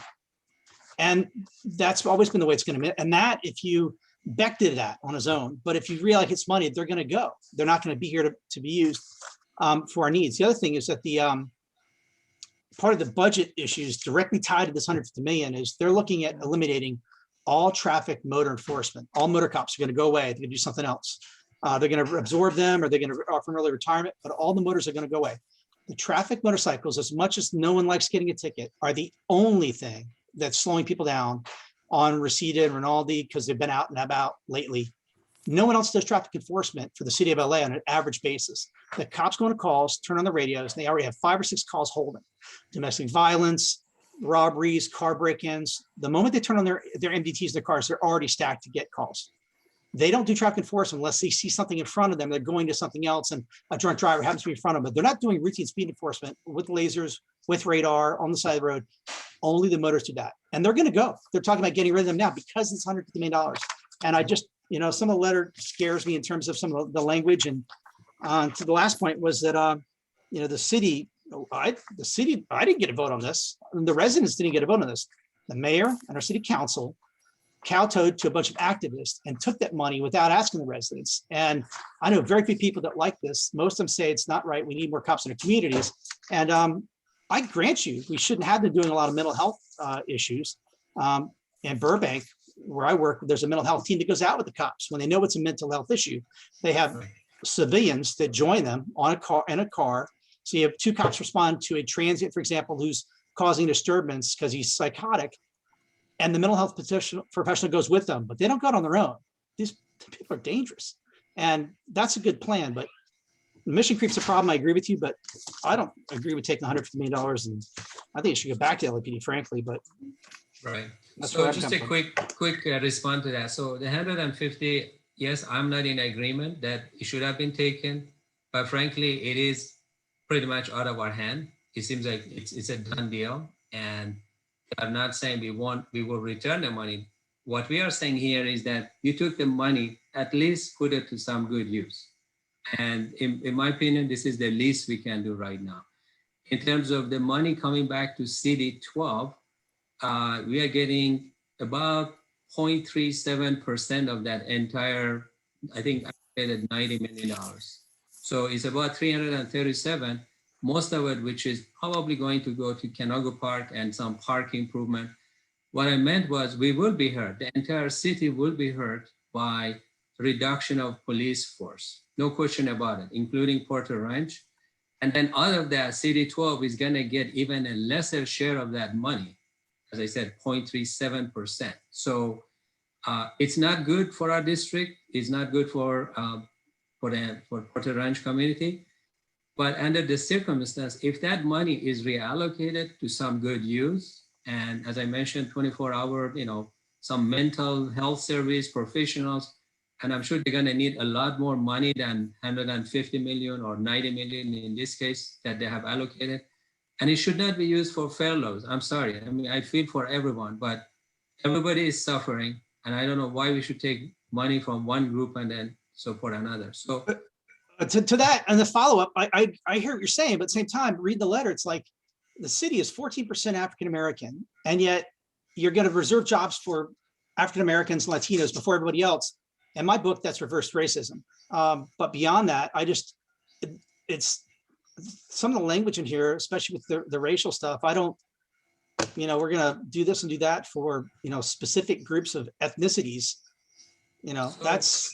No, so I think basically, and again, frankly, a number of these similar letters have been circulated in other NCs. So there's many examples. It's not to basically bring race and to say this group has preference to others, but why is it in there over and over again? Well, it's in there because, as you know, there are certain portion of our city, certain groups that are underprivileged. I mean, that's why we had all these situations last summer. Many things that happened, bad things that happened. But if we don't believe in some level of social injustice, then that's a different debate. But if you want to say if we go to the roots of all these, is really the poverty. If we can kill the poverty, do training, do some guidance, I'm sure everybody can benefit and flourish. And I believe on that. So we got to wrap this up. Gabriel, go ahead, and then I got to get to Sherry. Let's Thank you. wrap this thing up one way or another. If the money was going to go, if we were allocating the money or suggesting to allocate the money to schools, parks, safety, beautification, etc., I might consider it. But the way the letter is written, just it's impossible to accept, like exactly what David Lasher said. I can't take sides. I'm not, I think everybody's equal. Everybody should be treated equally. I don't believe anyone should get any extra effort, support, anything. I think everybody should be equally treated. So this letter is lopsided somewhat in my eyes, and that's where I stand. Sorry. Thank you. Jason Hector? The 150 million is already a done deal. And, I know there was a lot of discussion about taking money away from the police force. It's already been done. That's over. There's no undoing it. 2 months ago, 3 months ago, there was a CIS that came to the board before that was actually passed. But this is already a done deal, the 150 million.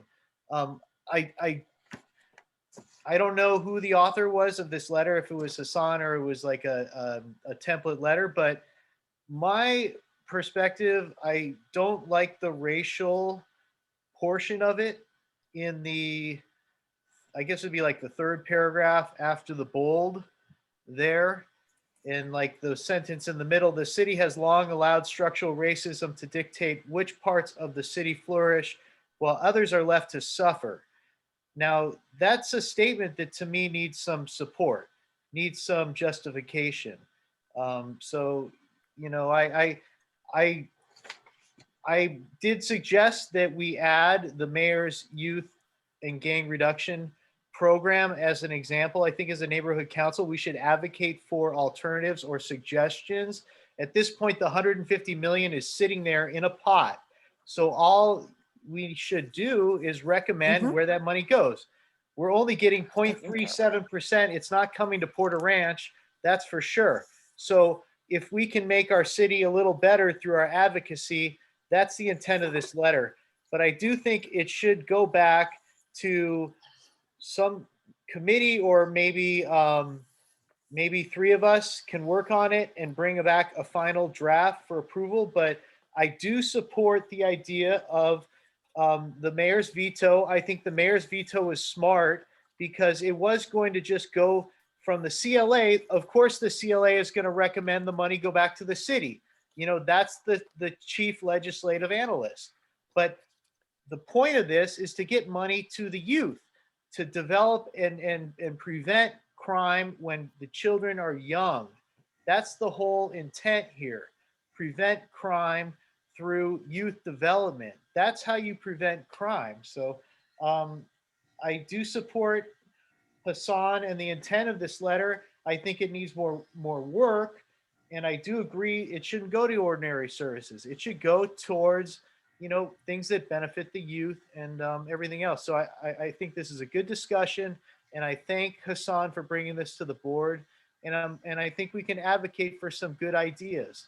That's my 2 cents. Thank you. Jason. Lori, go ahead before we get to the panelists who've been waiting patiently. Oops, thank you. I just want to say I agree with Jason and what Gabriel said. I appreciate the letter. I just feel like it needs to maybe a little tightening and focusing it a little bit more about what it is we're trying to accomplish here. So if they could take it back to a committee maybe and just do, like Jason mentioned, 3 people to go over it, tighten it through, and then I would support it. I'll volunteer to help with that. Becky, did you have a comment? I did, just very quickly. I really think that a letter of this magnitude should be, the community needs to participate in it, not just 3 people on our board. I think we need to do outreach and come up with a statement. I don't agree with taking it from the police department. I do know that certain segments of our population need more help, but I don't think it should be at the expense of the LAPD. They need every officer they have, and they need every penny they have. So that's my statement. But I want to thank you for taking the time to write this. I'd like to get more into it, but I'd really like to involve the community and not just the board. Thank you. Thank you, Becky. So the one question before I move on to the attendees, were we planning to make this a CIS, or were we planning to make this a letter? What was your intent? Hassan. Yes, sorry. My intention was more like a letter on behalf of the board. Okay. As I said, it really doesn't impact us a whole lot in terms of the money that comes to us. The other portion, which is reduction of I don't know for a fact, but any potential reduction of police force in Porter Ranch is going to be done no matter what, because that money is been already taken away. We're talking about whatever is going to be that money, where they're going to spend it, how they're going to spend it. That's really the intention of this letter. So it was primarily meant to be a letter coming on behalf of the board. I have two questions. Let me just reach out to our attendees and we'll move on. Sherry Darhanian.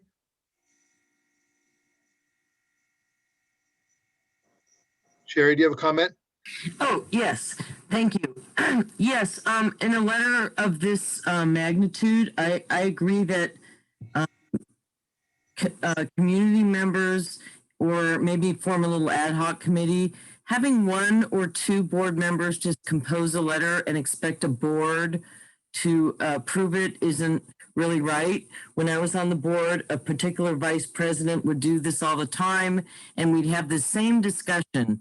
So instead of just writing the letter, I agree a lot of ideas are good in the letter, but maybe making a small ad hoc committee, including community members, would be appropriate to have the voice of the community large. Thank you. Ron the guy.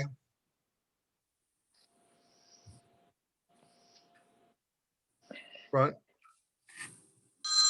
I do agree with David Lasher and the others who said what they said about the tone of the letter.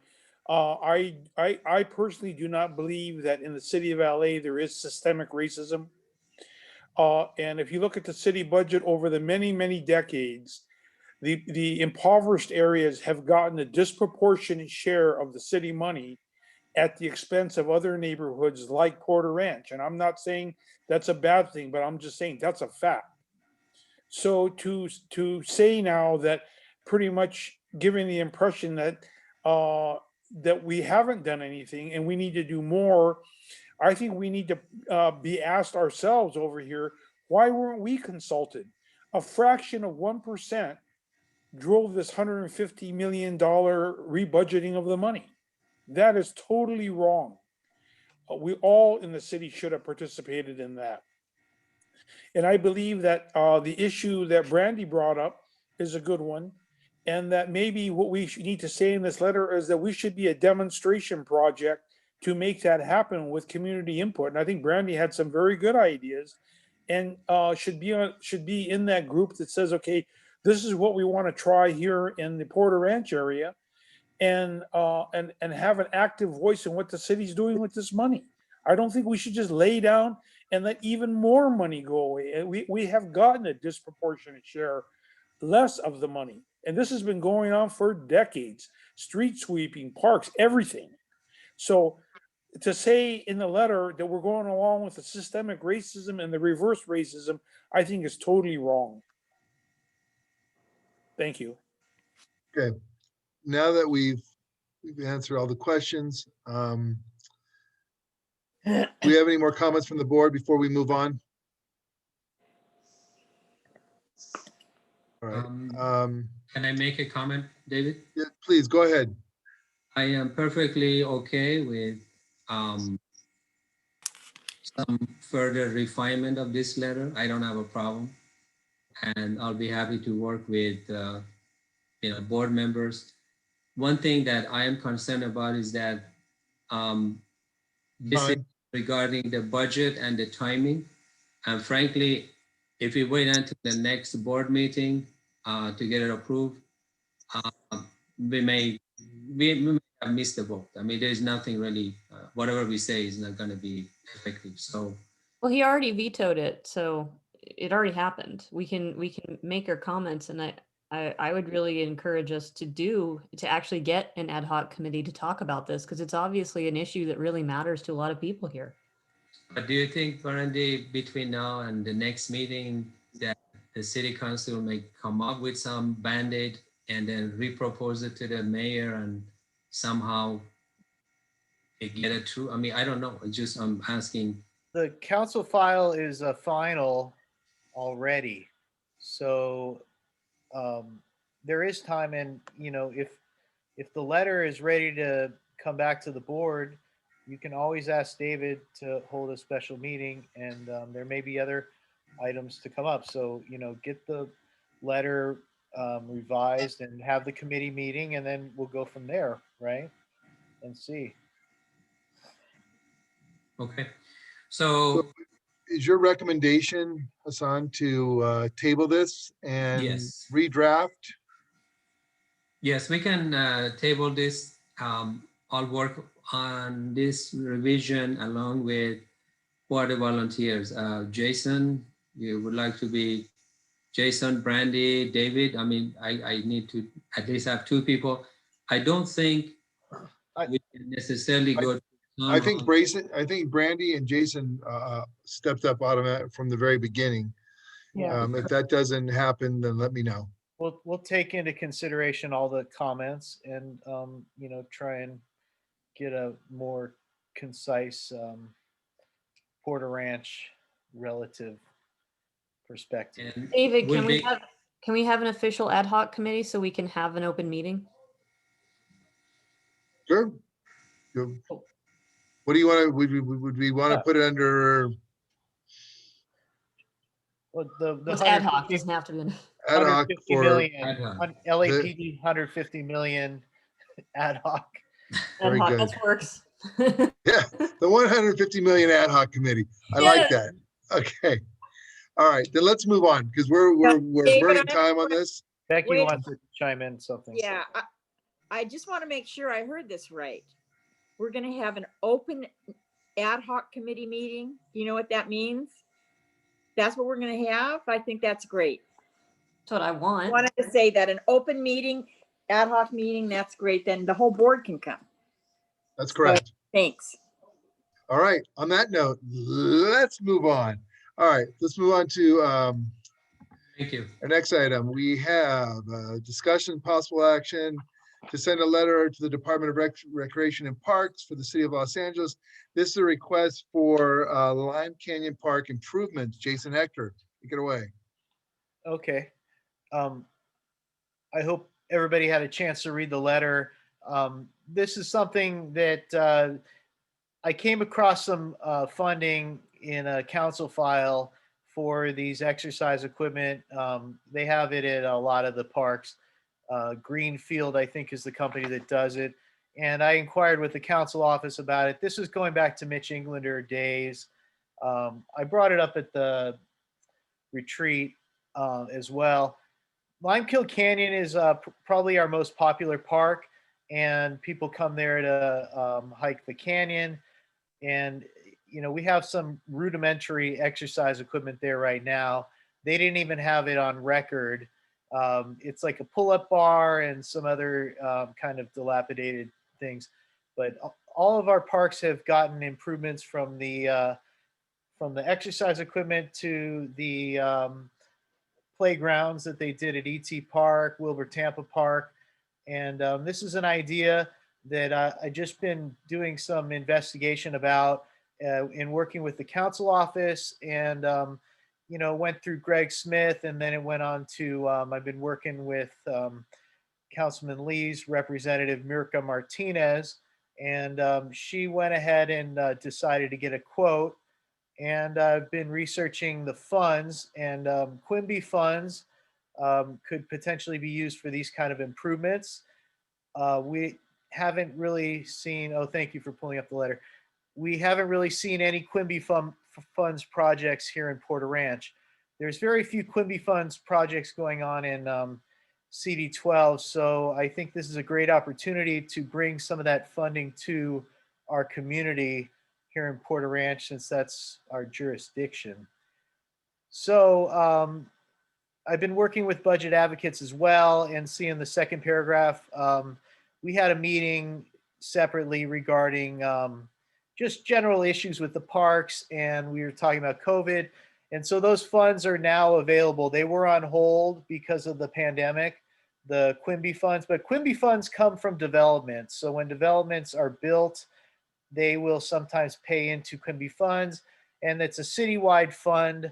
Last time I checked, it was about 100 million citywide, and then they're allocated into council districts. So that, and then if you can go down a little bit. What paragraph? You're good right there. So the idea, this would be a great project, I think, for the community as well. And my vision is that if we can get the Quimby funds for the exercise equipment, that we could also do some of the things we discussed at the retreat. At the retreat, we were talking about doing like signage, like see that last paragraph about wildlife, trees, plants, safety. And then also the benches got burned. This is an important issue for people hiking who are a little bit older. When they get down the trail, they really need places to sit down to take a break. And a lot of those benches got burned. Yeah, keep going. Yeah, this park is a gem of our community. It really is. I mean, this is a great opportunity for us if we could get our name out there, even on a bench or something like that. And then I threw in there all the work we've done in collaboration to do our cleanups. And I also put in there that we spent $9,700. What was that, 2018 or 19? Because this just shows the city that, we're not just here asking for money. We're not asking for things, but we're also putting our own budget on the table to improve our parks. So this just shows the pride that the neighborhood council takes in our parks. And I'm so glad we did those projects. And I think this is just a real good opportunity to do something in the park. And, beautification committee has met, and we've talked about the park. We've talked about the benches. So, I'm hoping that, but I want to hear what the community feels about the exercise equipment. It's, similar to what's in Holly Burnson Park, where you have like kind of the rowing, and then you'll have like the kind of elliptical, and there's, pull-up bars, and yeah, sit-ups and things like that. So they've been putting these kind of equipment in parks throughout. And then part of the estimate here also included accessibility, which is actually the majority of the cost is for accessibility. So when you enter on Rinaldi coming down into the park, they're putting a lot of money towards that. Hydration station, landing staging, fitness area surfacing, and then fitness equipment and signage. So they just gave kind of a roundabout budget, but I did talk to the council office about it and gave them a heads up that we were putting this on the agenda. And, that if it does pass, we do want their support.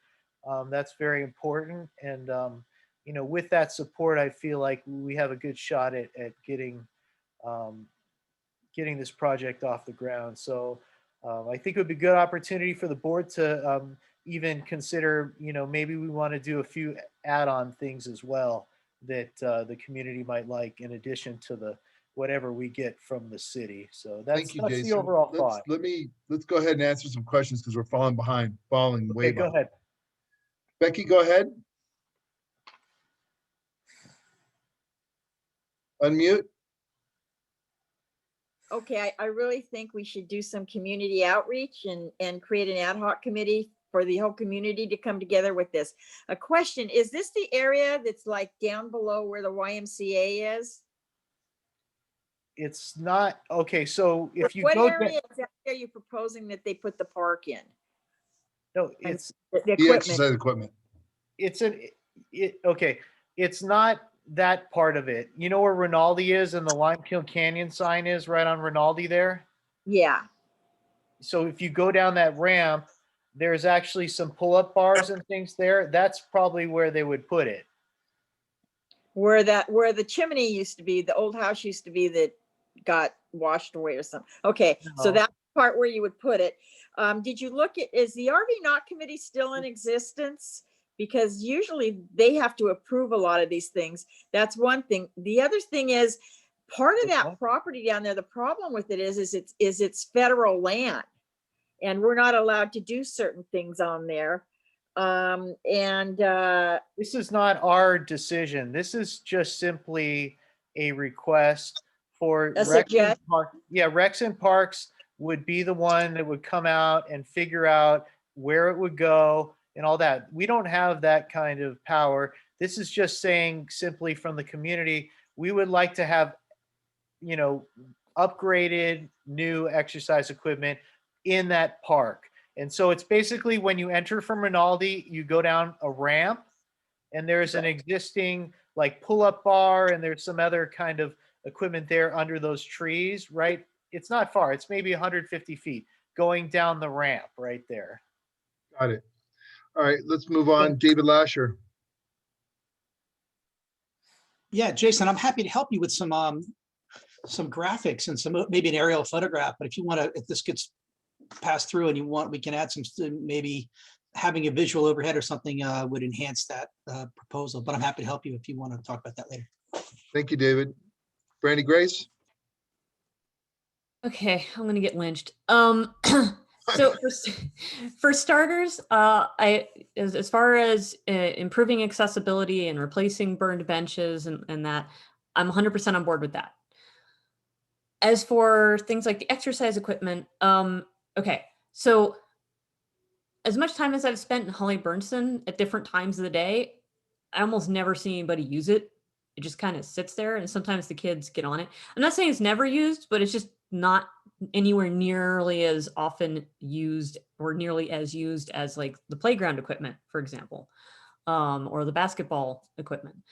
And the thing is, Prop K is mentioned in here, but Prop K is very specific. Its primary purpose, the primary purpose of Prop K is to combat the inadequacies and decay of the city's youth infrastructure. It's very specifically part of the LA for Kids program.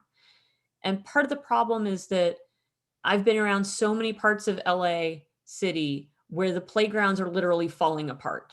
We've had the benefit and the privilege of having a lot of new equipment put in and new builds and new developments around here. So a lot of the equipment is very up to date. It's very nice. And that is very much not the case in many parts of Los Angeles. It is stuff that is dangerous where I've actually found broken nails and things mixed in where they're obviously not cleaning it. It's just bad. And this money, really, Prop K money, needs to be going to fix the playground equipment. Remove the Prop K part. I did. Yeah, for sure. I was initially thinking this was Quimby, but then I did a little more research and came across Prop K. But keep in mind, our jurisdiction is only Porter Ranch. So what goes on? Yes. But we can avoid asking for things when we know there's other areas that need it. And for Prop K in particular. No, I'm okay with removing the Prop K part. We can, that's just 2 words. We can eliminate that.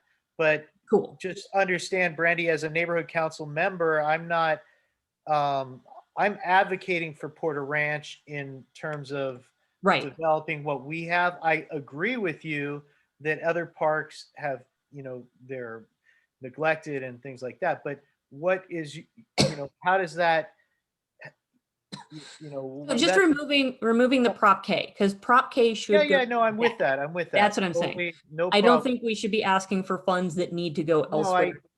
That's what I mean. But as far as Quimby, myself more on that one. Yeah, Quimby, absolutely. Ask for the Quimby stuff day and night, all up and down. I do think I'd like to hear more of the community's interest in having exercise equipment, since it doesn't seem, in my experience, in my view of the park, to be used that much. There might be other things that we'll want to put in Limekiln, because as you said, it's such a good, popular park. And I thought about that. I thought about that a lot, and I can't agree with you regard to Cessnon Park. I call it Cessnon Park. Okay. Holly Burnson Park, because I do see a lot of people using that exercise equipment up there. And the people that come to Limekiln are primarily people going to hike. So they're Right. going to exercise already. And, certainly we could ask for playground equipment, but then think about all the new playgrounds, like you said. We got Wilbur Tampa Park. We got playgrounds in basically every other park. So the thought was, and with respect to the community, that's the purpose of this motion. So I'm bringing this motion to the board to hear from the community. So that's why we're having, we have 34 participants I see here. Oh, 21 attendees. So we are going to hear from the community. And so I don't, I just want to bring the idea to the board. I want to hear from the community, and then I'm open to any suggestions or amendments, with respect to it. But I think it is, it's important that we advocate for funds to come to Porter Ranch. Agreed. As a neighborhood council, and this is something that I had worked on, and they kind of said, well, they're busy with COVID, yada yada. But now it's like, well, let's make this happen or not make it happen. Right. And so I am fully on board with accessibility improvements, replacing burned equipment. I just don't think the exercise equipment is necessarily the right direction. I don't think would playground be the right direction. I don't think what I playground need to equipment. I don't hike. So I think what we should be asking what the hikers want, because maybe, I don't know, maybe they'll want like water fountains or something. I don't know what it is. It's not me to say what it should be. I just don't feel like that's going to be the right thing. And yeah, I appreciate if you remove Prop K and stick to Quimby, because I think that's where we can get the best hope of getting funds for our parks. All right. Thank you. David Lasher. Not to have a second bite of the apple, but quickly, Jason, I'd like you to look up the word, not the second time, but fartlek, Fartlek. And it's a Marine Corps principle where you might run a half mile, then come to a push-up station with instructions on how many push-ups to do based on your health. Then you run another quarter mile and you have a pull-up bar. And a gentleman created, I think he was Swedish, but his name is Dr. Fartlek. And it's adapted by the Marine Corps. You see some of the things in Burbank underneath the power lines has Fartlek training. I think that might be something that would definitely lend itself directly to this and be a positive improvement. And to your point, I see a lot of people up there exercising, and maybe they would exercise more. Maybe it's a chicken or egg issue. Maybe they would exercise more if they had this different type of equipment than what's up there currently. And you could stagger that all the way down the trail to that's a good idea. To Rinaldi, you could have these stations and instructions. They're very low maintenance. They're not moving parts. They're very easy to do. Very valid point. And Jason, really quick, would you consider adding the Fartlek into the letter? Because I think you scroll down on the letter? Can you scroll down? I think if we shared that, so basically that type of moving the equipment throughout the canyon, it would bring more value to this letter. So basically, once we get a project going, I'm trying to see where I talk about working together, because that's the whole point of this, is once we get a project going, then the neighborhood council can jump in and say, okay, we're going to allocate some of our funding towards, putting additional stations down the trail. So once you get a project going, then you have an opportunity to add on to it. I'm trying to see, do you see a point where I'm thinking possibly around the third paragraph, third or fourth paragraph. Now, wait, hold on. Okay, here. No. On the first page, last paragraph. Okay, gotcha. I said it's worth noting the neighborhood council, okay, there you go, has discussed at our retreat and other committee meetings the desire to install signage. Okay, you can add it in right there. In the benches, as well as, and then just put it in right there in that last sentence. At the end of that sentence, before Limekiln Canyon Park. So that's some, of the suggestions that the neighborhood council has for, you follow me, David? I do. I was high-fiving my daughter. David L. Oh, David L. He follows you as well. I think you can throw that in. You can throw that in right in where between safety and replace burn benches, or after burn benches, you could add something about it And there. the key to is static equipment that doesn't need a lot of maintenance and not a lot of moving parts, which is a great thing. I'll try to get some pictures for you. But that can all be developed, you know, if they agree to do that, then what we do is we work with Recs and Parks together, and then we, you know, develop these other ideas. So, but Jason, I think I'm gonna side with David Lasher on this one. I think if we show a vision of how we would like the equipment to look throughout the Limekiln Canyon Park, there's a vision there, and they go, "Oh, that works." I think we should automatically put that in there, the vision of the staggered equipment. can Because you then tie that to enhances the locations. equipment, it enhances the canyon. can you add that in?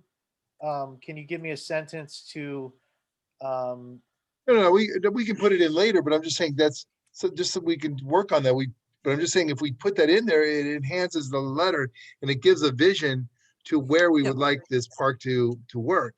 You know, Right, I Jason. kind of agree with everybody else where if we just plop it at the front, at the bottom of the walkway, it doesn't really enhance the park. But if we stagger it, it brings a lot of value.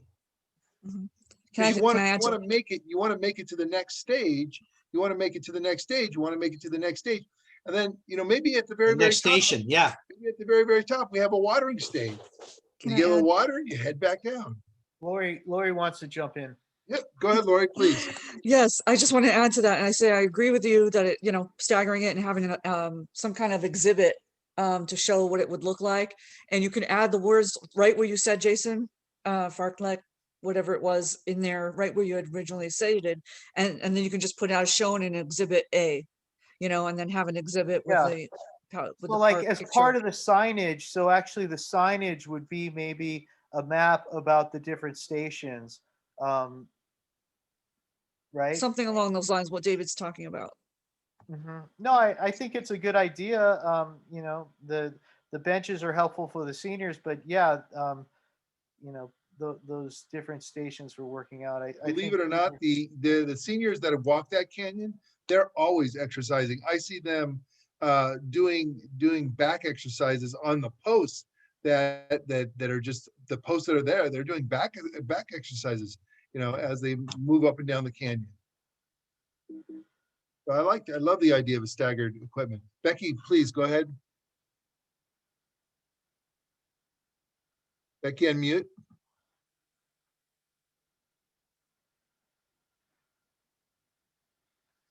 Can't hear you, Becky.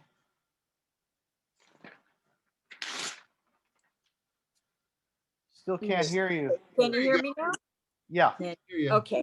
I love the idea of the equipment in the park, but I really do. But I think that during this time of such great need in our community, that we should be maybe a little more focused on the essential services for the area and the needs, other needs such as the schools and getting, maybe donating money to the schools to getting them open. I think that this is a great idea for the park, but I think it needs to be more thought out. And I think that we need, rather than to bang it out. Coming from our budget, Becky. This is not. I know, but rather than banging it out. This doesn't cost the neighborhood council money. Rather than taking a lot of time at this meeting, I think if this was done in a committee meeting and brought back to the board, and have everything, like David Lasher said, get the overhead pictures and have a, general idea, I think I would be more in favor of it. Thank you. These are Quimby funds. These have nothing to do with. They are, but I don't think we thought it out. They can't go back to the schools anyway, number one. It has nothing to do with the schools. It doesn't. Or opening of schools early. Quimby. This is Quimby funds are from the developer for improving I parks. think I'm missing my point. Well, you're saying that we're wasting time on this letter. Good idea, but I think it's not, it should be more thought out, and we should come back with I put a lot of thought into this letter. I mean, I wrote it. I know you did. My ability. You're amazing. It's very thought out. I mean, I'm not, but the board, but just it's thought out by one person, not by the community. You know what I'm saying? Well, this is what we're doing right now. I don't want to bash it, but We're going to hear from the community next. The community's coming up next. Todd, go ahead. Voting on sending a letter without the community input. That's all I'm saying. I'm taking it right now. Yes. The community's Todd's turn. Todd, go ahead. Yes. Yeah, thank you, David. Jason, thank you for this letter and for taking the time to explore into the options. And I think maybe you should explore more into the possibilities given the COVID-19 and the usage of the equipment and all that. But I am totally thankful for what you're doing, and we should move on with it. It's one of the dormant items that we as PRNC should be addressing and not forgetting about it. Thank you. Thank you. So I'm going to move on, Jason, to, we have two questions from the attendees. I'm going to Shara Derhanian, please unmute yourself. Thank you. I hike in that park a lot, and I did notice the decrepit benches and bars, and even after the fire, I don't even know if there's a bench left. Even the tree trunks that we used to sit on were burnt. But Jason, thank you for your hard work on the letter. I've been on park cleanups with you in the past, and that Limekiln Canyon is the most popular place to hike. And I do see hikers using different equipment and stopping to stretch and exercise and do that. So I think that if you add in David Lasher's idea of the different stations up and down the trail, it would be awesome. I would use the park. I think most hikers would enjoy having those stops to do the little stretches and, you know, stationary equipment to do a pull-up or whatever it is. I'm all for it, and I think it's a great letter. Just take out the Proposition K, like Brandy said. Thank you. Thank you, Sherry. Andrew. Andrew Crown. Hey, everyone, thank you. Just real quick, as a stakeholder and a lifelong resident and a visitor and user of all of these parks over my lifetime, I'm very conflicted because while parks are so important to the overall health of the community, we're talking about Limekiln Canyon, we're talking about canyons. The fact of the matter is those are the main thoroughfares from the missions that continue from Aliso. And while I love the idea of improving our overall facilities here in our neighborhood, I just can't help but be very worried that we're encouraging people to go exercise, breathe the heaviest they're going to breathe at the most vulnerable places to where they can be exposed. It's a very conflicting emotion. I just want to bring it up. I want people to spend a moment and just think about it as you choose how to move forward. Thank you all.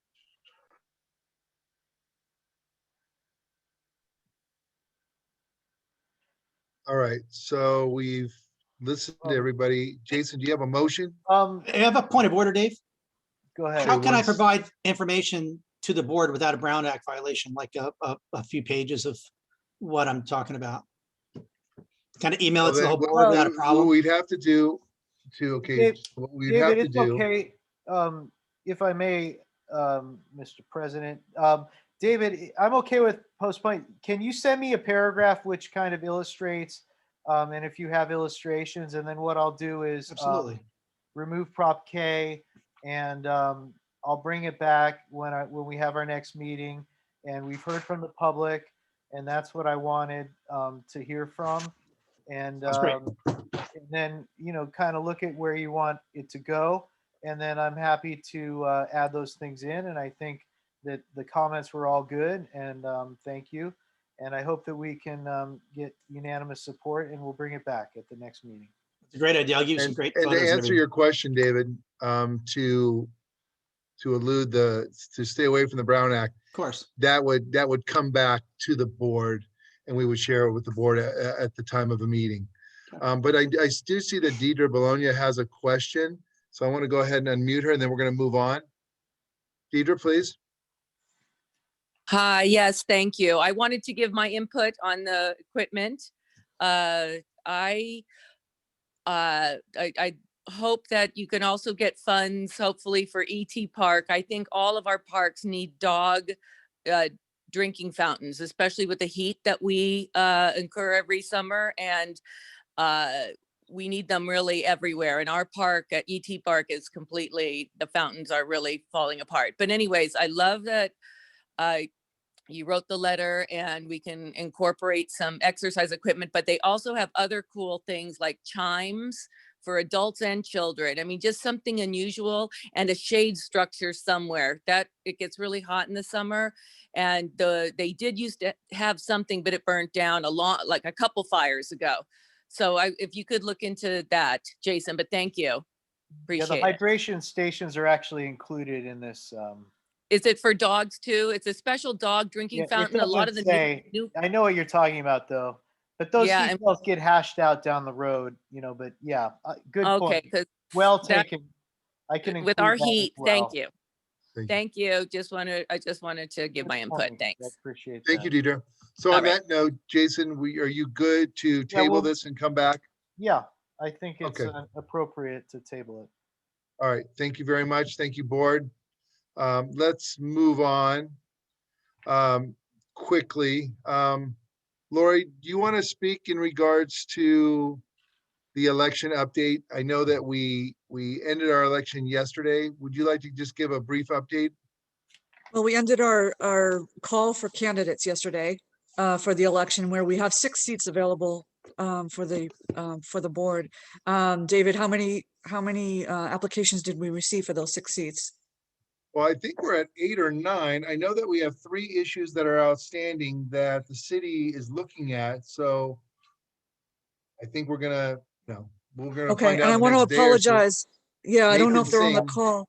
Yeah. I don't know if anyone's on the call, but I want to apologize about the date on time. I had posted online that the deadline was midnight on Tuesday the 9th, and it was actually at 5 p.m. So that was my fault. I should have double checked that timing. And then a couple of people actually applied right after tried to apply right after the deadline, of course, after 5 p.m. So we're hoping that they can, somehow get in there. I don't know if, how that, if there's a workaround or anything. I'd hate to discourage anyone from applying and being part of our board and part of our process. If they can't get on the board, then perhaps they can join the committees instead. But we've posted it online as much as possible. The next step will be for the community to request a ballot. The request for ballots opens on February 26th for Porter Ranch.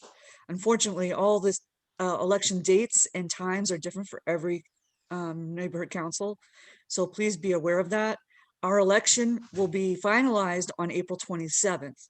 So you might hear other dates and times. I just don't want everyone to be confused that, please note that our date is February 26th to request a ballot and to get your ballot in postmarked by April 27th.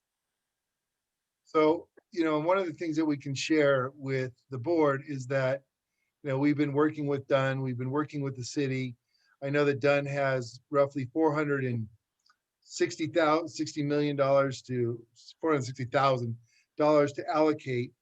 Nothing's been done to help out the councils.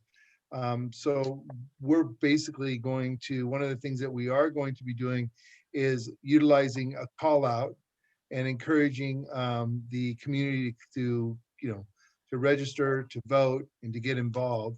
The other is we're looking, we've been missing the pre-campaign. We were missing being able to support candidates, filing, because we were missing the dates to submit something on paper. So, I see Glenn Bailey has his hand raised. I'm sure he's going to have more input. Glenn, go ahead. Glenn? I know, I'll wait till you're done. You didn't have any more input? No. I mean, we're at a crossroads. We're just trying to move into phase 2 to support the candidates and get as many voters to register and vote for their candidate. I want to mention, though, that we did do as much as we possibly could, based on, even with COVID. We posted on Facebook, we posted on Nextdoor, we even printed out flyers and put them in many of the buildings. I mean, David, you did it, I guess, put in the flyer. I personally walked both shopping centers I personally went into the businesses. I personally spoke to the managers. I asked them to post our flyer in the back room. We encourage the employees to get involved because they are stakeholders. They do work within the community. So I can personally tell you that I did walk both shopping centers and I spoke to everybody. So Jason. Oh, I did pull up the list of the candidates that were certified. So we have 8 certified, a lot of familiar names here. And then we have one that's pending. Oh, wait. And then we got, one for the at-large seat that I believe is pending. I had it all here, but And I see that Becky has her hand up. Becky, please go ahead. You know what? I'm just going to pass right now. Thank you.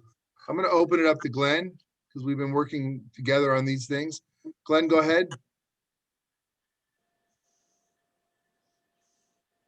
Okay, Glenn Bailey, if you can hear me. Loud and clear. Yeah, it looks like there's 2 pending, one for the single unopposed, and then one of the others. The candidates have until Friday at 5 p.m. to submit any additional required documentation.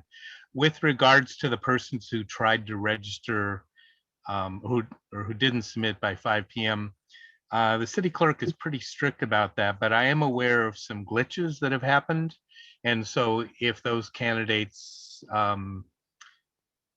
want to try to make a case to the city clerk, I know they've accommodated a limited number. I'm only aware of 2 instances actually, but it was candidates maybe who were in the system and maybe switched seats and got stuck in the process. So it wouldn't hurt to try, frankly, say, hey, I've got this, I have this documentation of a notice from the neighborhood council, that said midnight, and the city clerk does have prominently on their website 5 p.m. But anyway, if I were in that situation, I would pursue it. And I don't want to get people's hopes up though, because the deadline's a deadline. City clerk is pretty strict, but they have made those couple adjustments. I think the only other thing I wanted to mention from the various meetings that they're holding, and for the candidate information sessions, well, actually a couple of them. Number one,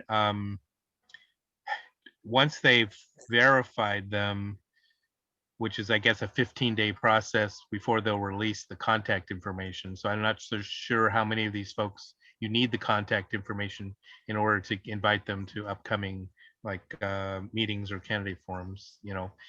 Maybe you've got some influence with your NEA or with your, I don't know. It's a challenge all neighborhood councils have had. The second thing has to do with the ballot drop boxes. So now they're talking about possibly using the county drop boxes, the ones that were used for the November election, because they have not been removed. They're still in place. So just stay tuned on that. I wouldn't send out any mailed information until you get that answer. They've been telling us week after week after week, oh, we're still waiting to find out. But I understand it's the city dealing with the county. I understand that, they're discovering that the county is probably not giving them a quick answer. It's the way I'm reading between the lines. So anyway, I just wanted you to be aware that could change. Instead of there being one drop box for what they describe to be on election day during the hours you chose, that there could be one or more that might be open additional days prior to the election. And so stay tuned on that. It's actually a good thing. It's just that, trying to get that answer before the ballots get mailed out would be very helpful. I think that's it. Thank you. Thank you. Very good. Thank you. I was going to add, Mr. President. Yes, Gibson, good evening. I've been here, just listening and watching. Just want to let know that the person who tried to submit their candidacy did contact me, and so I reached out to the city clerk today. So hopefully we'll have a good answer for them tomorrow. Great. And I can reassure you, I spoke to Nathan Singh on behalf of 3 candidates, and I did put them in touch with Nathan. So I turned it over to him. Yeah, so we'll follow up on also all three candidates, and we'll see. We'll try to make sure at least everybody gets an answer, hopefully before the end of the day tomorrow. Very good. Thank you. Sherry Derhonian, you have a question? Oh, I didn't see you, Jason. Oh, I'm sorry. Just really quickly, Gibson, it's so hard for us to get willing volunteers here. So hopefully, the city clerk will have some understanding. But, we work so hard on outreach. And then when we get these applications, it's like, I think if we could have a little bit of leniency, I know, it's not you, but that's just my perspective. Thank you. Thank you. All right, now that everybody's blowing up, Brandy. Sorry, this is probably silly. Gibson, I was just wondering if you can give us your email again. My email is GIBSON. So you see how my name is on my Yeah. Your is it Gibson dot? Yeah, Gibson.Nyambura@lac.org. LAC.org. Okay, thank you. Thank you, Brandy. David Lasher. Gibson, also a question for you. Can a candidate file or run in two different neighborhood councils? There is no restrictions on that. Okay, thank you. If they qualify, then there's no restriction on that. Interesting. Can they be on both councils, or can they just run and then choose one? They can be on both councils. They can be on multiple. There's someone on like 3 councils right now, unless they got voted off one of them. Yes, if they do qualify in terms of the stakeholdership per the bylaws, there is no restriction on how many they could, on the number of neighborhood councils they can participate in. It's just that I call dedication.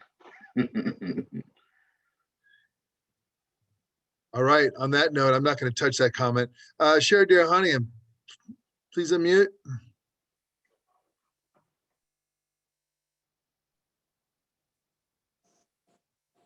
Okay, I guess. Wait, I couldn't find the button. Thank you. I was wondering, are you as a neighborhood council do outreach with a flyer or something with directions on how to register? I know in the 2016 election, when I was co-chair of elections, and we were one of the pilot neighborhood councils for computerized voting, and it was very cumbersome, and a lot of people didn't want to do all those extra steps. So many people might think that a ballot might come to them in the mail, like for the general election. Are you guys going to publicize how exactly to register? Well, okay, let me go ahead on that. So the way this election is arduous to say. I mean, this is just a very interesting election. But yes, we are planning to do the outreach. And, at the end of the day, it's going to be the candidates that need to convince the voters to register and to vote for them. So, I mean, this is a very difficult thing, but no, we will be reaching out. We will be educating people as how to register, but we are not going to cross the line and, tell them who to vote for. It's going to be, we're definitely going to be sending stuff out. We're definitely going to be doing print and almost every avenue. And Gibson might be able to tell us where we're at with the city or done assisting the neighborhood councils. Any updates? No good updates at the moment. Still 460,000. Still stuck. Still in the contract negotiation stage. I'm not sure what the timeline is. I think once we get a good answer with the vendor, Raquel will be able to let us know and things will get into action. But I do not have a good answer on that question. You know how long it's going to be? By the time that's done, this election is going to be over. Let's not say that. I would not want to say that. I'm going to take that energy away from the no. I'm going to take that energy back. No, we are going to put good energy because we want to do sufficient outreach. We are. We're working at it. Thank you. I know. So we're doing our best at it. Likewise. I wanted to ask about. Yes, Ms. Sherry. Oh, did someone get off Ms. Sherry or did she fall off the? No, she was talking. Nobody touched anything. Sherry? She got dropped off. Something happened. Oh, there you go. How about a candidate forum with the other Region 2 neighborhood councils? I think it's like Granada Hills North, Granada Hills South, maybe Northridge. Are you going to have a joint candidate forum? There's no I know, purpose to have a joint candidate forum because we want the candidates to be, if we're going to do a forum, it's going to be right here in Porter Ranch. Okay, And the dates are all different, Sherry. The dates are all different for the different not for councils. region 2 is the same. April 27th is for like 4 or 5 of North Valley Ridge neighborhood councils. Well, I'll take that under advice and I'll speak to our election committee. I just don't see any benefit on convoluting so many different candidates in two or three different areas. Okay. But we'll talk about it, but thank you. David, I'm sorry, one question for Gibson. That brings up a good point though, because getting the contact information, I think, was the question that we had. Glenn Bailey brought it up. If we do decide to do a forum, how would we get in touch? David, do you have contact information for all the candidates? I do not. So I'm thinking that if we wanted to do something like that, I think we would have to reach out to Nathan Singh and see if Nathan's going to follow up with you. Sorry about that. Nathan, once everybody's candidates are finalized, that information is going to be public and then it'll be sent to the board. And I think there'll be steps after that. Oh, so it's like 15 days or something. We wait and then it becomes. Yeah, I think once the deadline, because the deadline was yesterday, correct? Yeah. Yes. I definitely know they're going to send out the finalized list shortly. Okay. Once they verified everybody. And because we've had 2 concerns brought up today, I think we'll definitely follow up to see what the status is and then we'll go from there. Okay, very good. Thank you. We're going to move on. I think, before we, unless the budget advocate can make it quick, I think the board needs a break. Unless the board just wants to muster right through everything because we're already at 9 o'clock. Really appreciate a quick break. Me too. Thank you. All right. Let me just reach out to the budget advocate to see if there's let me see. Brian has his hand up. See if he can make it quick. Brian, go ahead. You can take a break. I'll stick around. All right. Very good. 5-minute break. Thank you, everybody. You need longer? Board? 5 is good. Okay.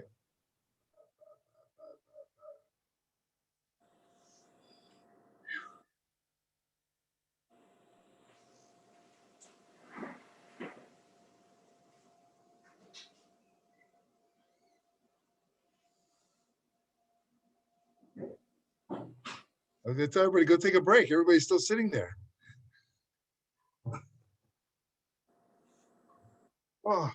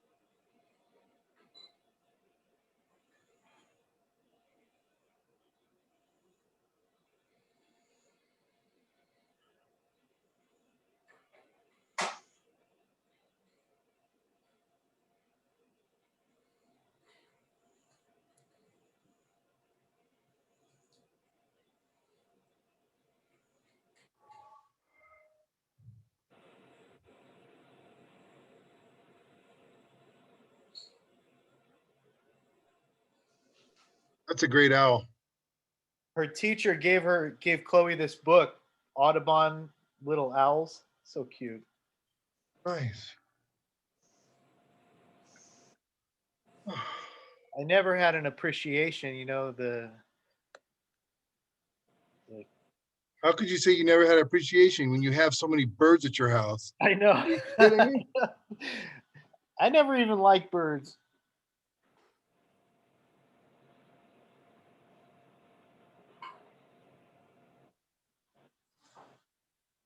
I don't know. You get owls that come in your backyard to try and eat your chickens. Yeah. I don't know. You got hawks that come over. You get hawks, you get chickens, you got owls. Yeah. It's good you called a break. My eyes were like too much screen time. Yeah, me too. Yeah.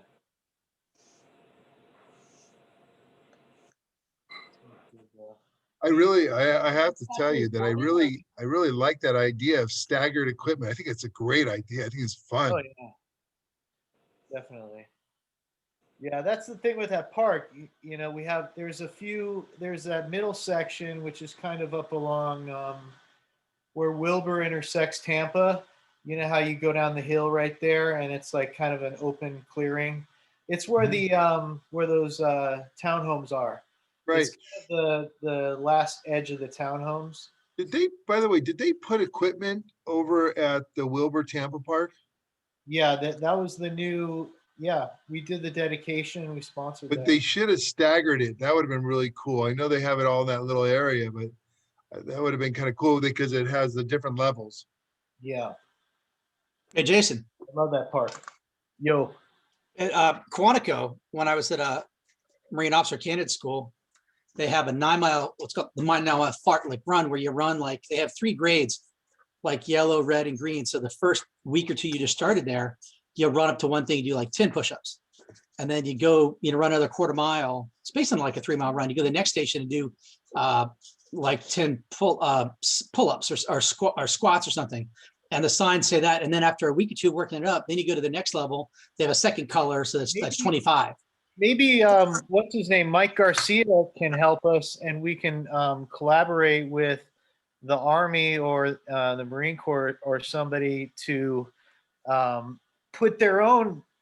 Well, I love the Navy. They take me where I want to go, and they leave. Got Semplify right here. Yeah. Well, Garcia is here, and he's Mike Garcia would help us. He's a pilot. I know. I love the Navy. They take me where I want to go, and then they leave. It's great arrangement. All right. Love Mike. Love Mike. He's I love Mike. And get us on, and Lori and Brandy pilot and Mike. Becky to come on back, and let's finish up this meeting. I'm here. I didn't leave. I'm here. Oh, okay. All right. Then you know what? We have enough. Let me go ahead. Brian Allen, would you like to go ahead and give us a budget advocate update?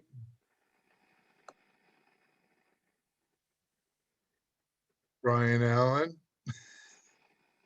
I was waiting for the unmute. Give us the bad news, Brian. Well, I'm going to do a little bit of an audible, only because we've given you guys the bad news month after month, and the news hasn't gotten any better. As a matter of fact, in the last FSR, the deficit is expected to be even bigger. And so everyone knows at this point, or should know, that there is no money to spend. And that's where the audible comes in. I'm doing this based on what I've heard tonight. And I have to say, I appreciate very much the fact that there's been a lot of discussion about using the funds from the police department. I'm not sure. I'm not going to weigh in on my opinion of what should or shouldn't be done or what you guys should do. That is your responsibility. But I do appreciate very much the fact that you're doing that. And I also appreciated the comments that were made with regards to the public being allowed to weigh in. And the reason I'm saying that is because for the most part, the biggest amount of input that the public can have is through the neighborhood council system and through the budget advocates. If the neighborhood councils do communicate with the public on these issues, get their opinions and pass them along to the budget advocates, it creates a better communication between the NCs and the budget advocates. And it allows the budget advocates to have a better view of what they may suggest to the city. And the budget advocates still today have the biggest voice with regards to issues of budget. So I am saying this because I appreciate where you were going with that. And I would like to suggest that you go even further on that as time goes on. And I would suggest that to all of the NCs that I talk to. And hopefully everyone else will do the same thing. I think it is the right thing to do. It is what was expected originally. And it is very much appreciated from my standpoint. Other than that, does anybody have any questions that have come up in time? I think Andrew Crown has a question. I'm gonna unmute him. Go ahead, Andrew. I don't take questions from Andrew. Okay, then we'll Quiet, move on. Brian. So, hey everybody. Brian, I mentioned this at a couple other meetings. I just want to share again, for those who don't know, I am an accountant. I listened to a California-based economist today. I've stated in the past the rumor that the state actually isn't in nearly the deficit position that it was predicted to be in. I heard that very same fact again today, that in fact the state is still in its originally budgeted surplus position. So I'll continue to arm the budget advocates to go back and continue to get clarity from the city on where the state is, and take the knowledge that there are private financial opinions, economists and whatnot, who are getting information about the state's financial position that's, again, much better than what's being represented. So I just wanted to share that. Thank you, guys. Thank you, Andrew. And I appreciate that. I have to tell you, I've heard the same thing, but we have no solid corroboration of that. It goes against just general logic. The state of California has the absolute worst COVID situation of all the states. They just today surpassed the death toll of New York.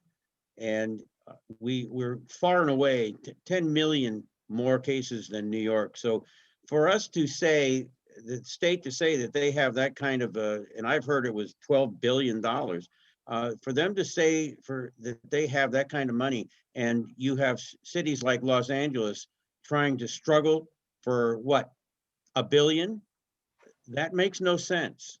So there's got to be some more to that. And I would ask everyone to ask that question, send off letters, ask the city council. We should do the same thing as budget advocates. We should also, as individuals, go to Sacramento by mail or Zoom and ask that question, because it needs to come out. And especially when there's a recall action on Gavin Newsom, you would think that would force him to open those doors of the funds. So I'm not sure whether that's a factual statement, and I have heard the same thing. Jason Eck, do you have a quick question so we can move on? Just a comment. Thank you, Brian. I think the LAPD, it should be a CIS, and I think we should share it with the budget advocates if we do pass a letter, because that could be used by other neighborhood councils. So thank you for the suggestion, and I agree with you, Brian. I just want to make one caution, and that is anything that is done, please try to have the most accurate facts you can, because this is an issue that stems from emotion rather than fact. So I would just be careful to make sure that you are cautious of that. That's all. Very good. Thank you, Brian. See you tomorrow night. Yeah, exactly. All right. On that moment, okay. Item number 12, we have an update from the CAG. I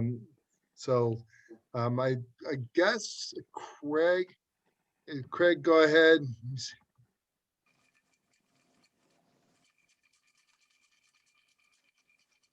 Craig.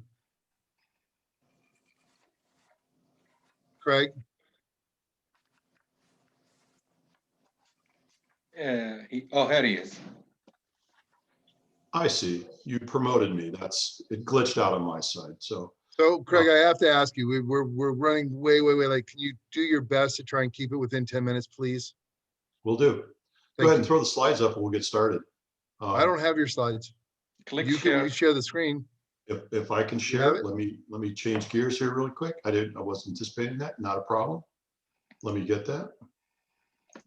So yeah, thanks a lot, everyone, for taking the time. And I am sharing screens right now. Okay, so thank you. This is a CAG update. We want to give you up to speed on what's going on with the health study. Somebody asked for some background and perspective on what the story was, and just keep in mind, it was the biggest blowout in U.S. history. And for perspective of size, it was 200 times greater than the Deepwater Horizon.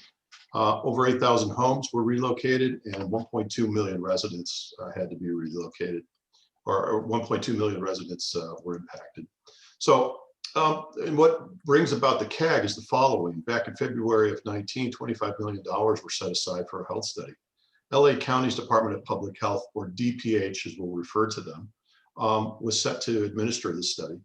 And under DPH, they created two functional groups: a scientific oversight committee, a bunch of technical experts, we'll refer to them as the SOC, and the community advisory group, or CAG, which I, Miran, Andrew, Brian, Lori, Patty, and several others are part of.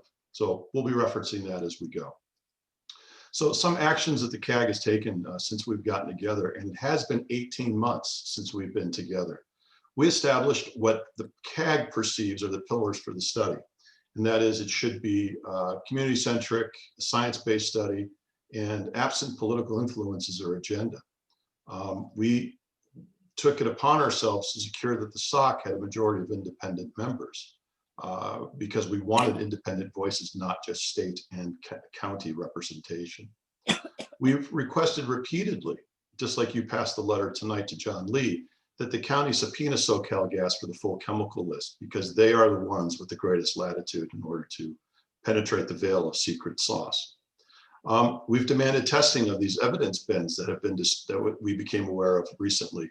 And there's 31 bins that are missing.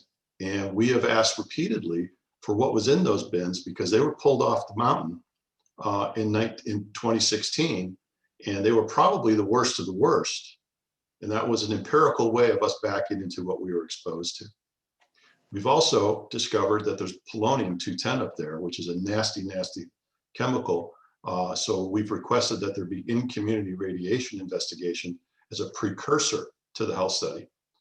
There's plenty more details about what our actions have been at our website listed there.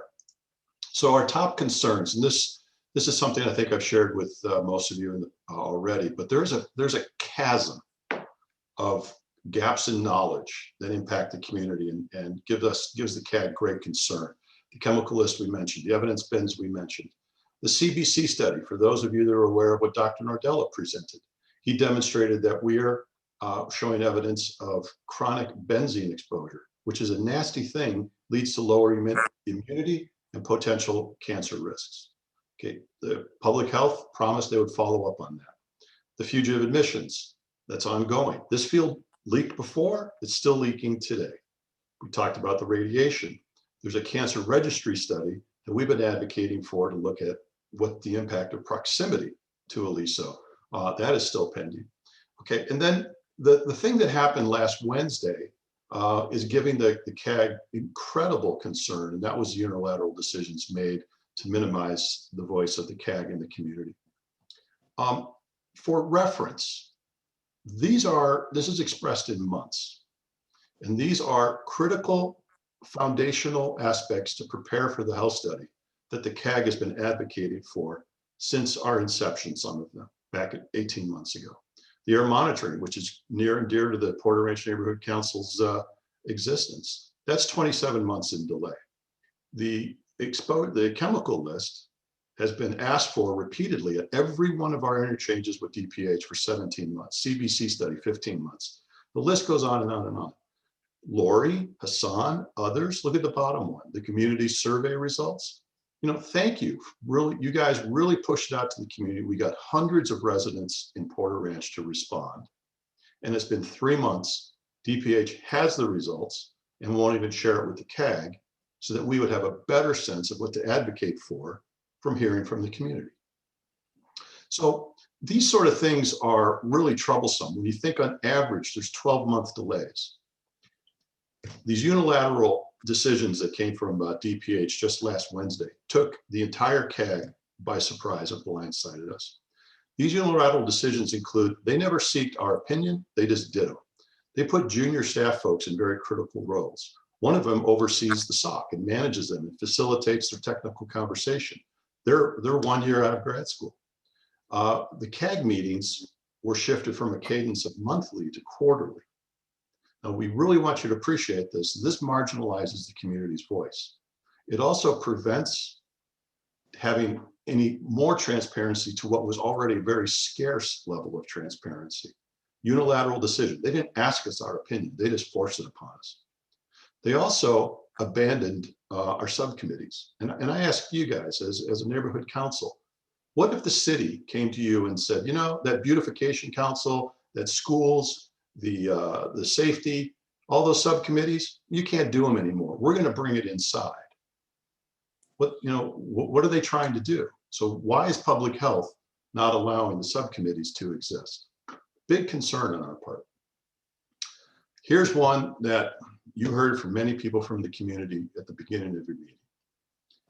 DPH made some conscious choices, again, unilaterally, that they claim that there's a fragmentation in the community, communications and voices. And what I mean by that is they propped up the one conversation we're understanding that DPH had with PRNC. And they are saying that they have increased their communications with key NCs that therefore legitimizes reducing their touch points with the CAG. Now, it's an unintentional consequence, but this marginalizes the CAG's efficiency and effectiveness to be a balanced representative of the whole entire North San Fernando Valley. But at the same time, to address if there are issues or concerns that an NC has that they feel like they need to communicate, the door has and will always be open with the CAG to bring your issues and concerns to us. And perhaps we should assemble ourselves in some sort of a special meeting so you guys can get a full download of really what's going on, because 10 minutes in this meeting, while I'm very appreciative of the time, is not enough. Okay, we're all fans of Dr. Nordello, or most people I talk to are. He has been removed from the SOC, the Scientific Oversight Committee, the one most trusted clinician who knows firsthand what's going on. Nordella is not the only SOC member that has very serious concerns about what's going on. There's another gentleman by the name of Christopher Sistrunk. He's a PhD at City of Hope. He is globally recognized in his research efforts. He also worked for the EPA at one time. This is what he wrote near the conclusion of last Wednesday's meeting held by DPH that was masqueraded as a CAG meeting, because it wasn't. Let me read it to you because it's really poignant. There is too much and not enough, too much to say, not enough time. The bottom line, this is a tragedy on a tragedy. Why is there no real concern for the lack of confidence in this process? Why is there a sense of doubling down on staying the course that is clearly not transparent? This is shameful, truly shameful. I couldn't have said it better. So let me explain to you where the CAG is as far as a confidence level, and I'll wrap up here, David. We created a metric in hopes of improving the confidence in the CAG by sharing this with DPH. So every one of our CAG meetings, which are held monthly, we polled the CAG, and the question is, based upon what you know now, would you agree the health study is on a path that will support the community's needs and concerns? Back in October, 7 of the 9 voting said no. And then in November, 8 of 11 said no. And then most recently, 9 of 11 said no. So the CAG does not have confidence in what's happening here. And we want to advise Ground Zero, Porter Ranch Neighborhood Council of what's going on, because we believe DPH is on a path that will not deliver what this community's expectations are. There's a lot more to talk about. We're encouraging that we have a dialogue with you folk, because one day you're going to be asked, you go to the grocery store and they're going to ask, what happened with that study? Why is it the way it is? And we would like to get you guys informed and up to speed and have a dialogue about what we can do collaboratively. And then the last thing I'll say, and I'll give it back to the board, is we've also started some mini town halls. We meet every Monday now. We make these available on a recording. And it's the insides of what really is going on. We have Q&A. The details are at our website, alisohealthstudycag.org. So we need to talk more. We're very, very concerned. That's it. I think I did it in about 8 minutes.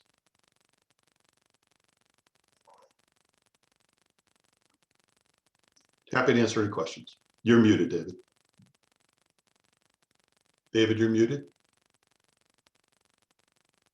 I did that to give you peace and quiet, but no, board members, if you can ask your question in less than 1 minute, because I'm trying to move on with this, with our meeting, because we still have a lot more to go through. Please do so. Becky, you had your hand up first. Yeah, Craig, thank you and your committee for doing everything that you're doing. I just have a couple suggestions. One, I agree with you. 8 minutes is not long enough. There's so much that the Porter Ranch community needs to know. One of the things I'd like to suggest is, what about having a special meeting and with the for the Porter Ranch Neighborhood Council to call a special meeting so that we can be a lot more well-versed than 10 minutes here, 10 minutes there every month or so. Also, are your CAG meetings listed on our website, and are the stakeholders in Porter Ranch notified when your meetings are?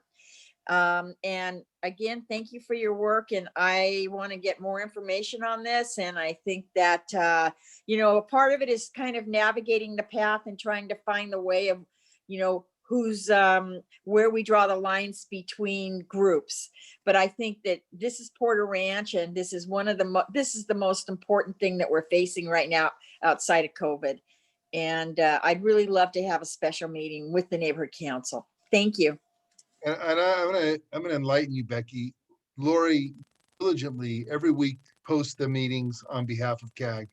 So if you look at the newsletter, we support every week. Well, don't enlighten me, enlighten everybody listening as well. Well, you're the one who asked if we were doing it. So no, I think all the board does, because most of the board attends the CAG meetings. Hassan? Oh, well, we've only seen a few, but yeah. So to answer your question, Becky, the CAG would welcome that opportunity. We're talking to other neighborhood councils to do the same thing. We will prepare a robust presentation to get you guys up to speed quickly. We would welcome that. And yes, Lori does a great job. Thank you again, Lori. And DPH is supposed to have this whole outreach function to bring many people out, and it's really hit or miss. And Craig, let's not elude that.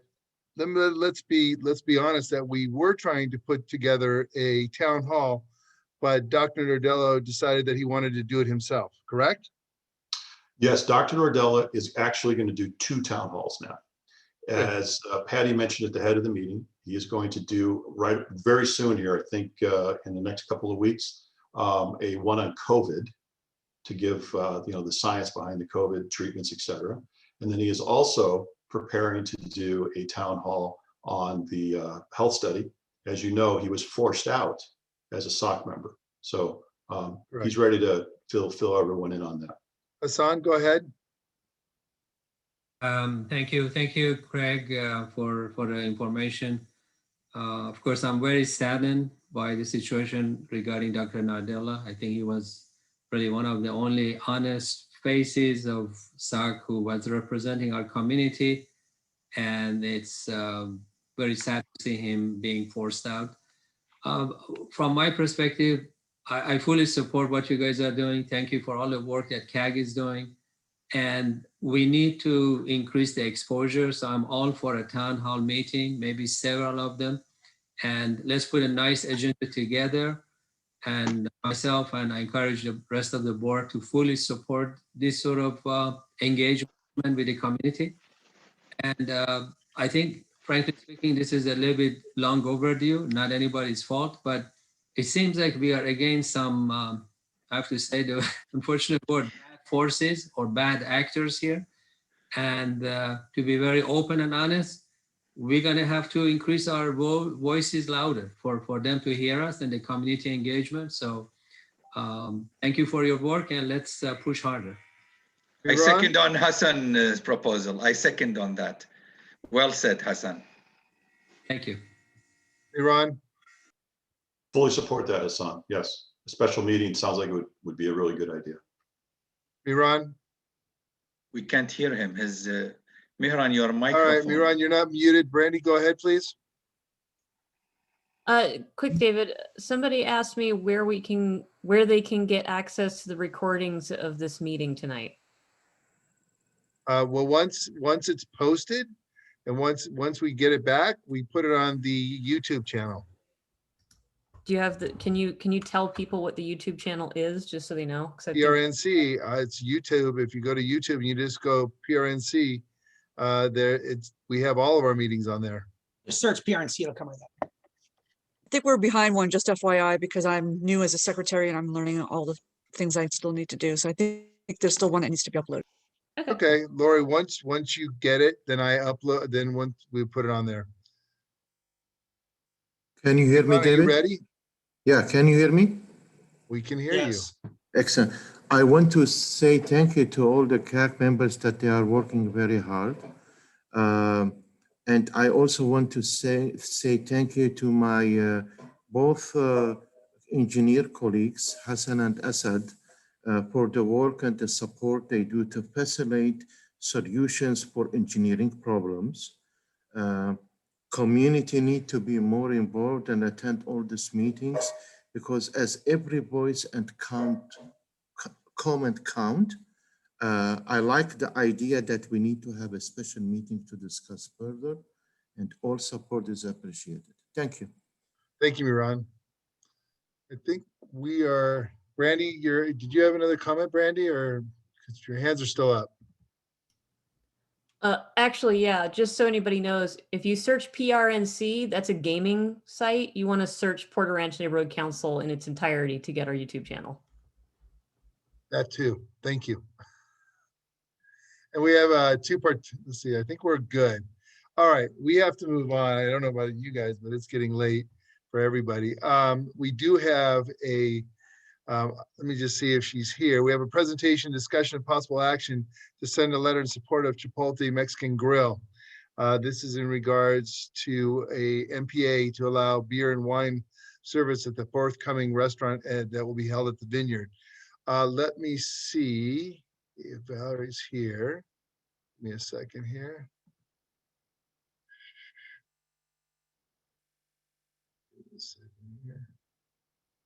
Still here?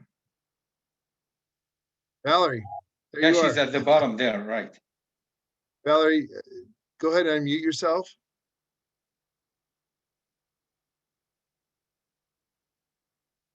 Valerie.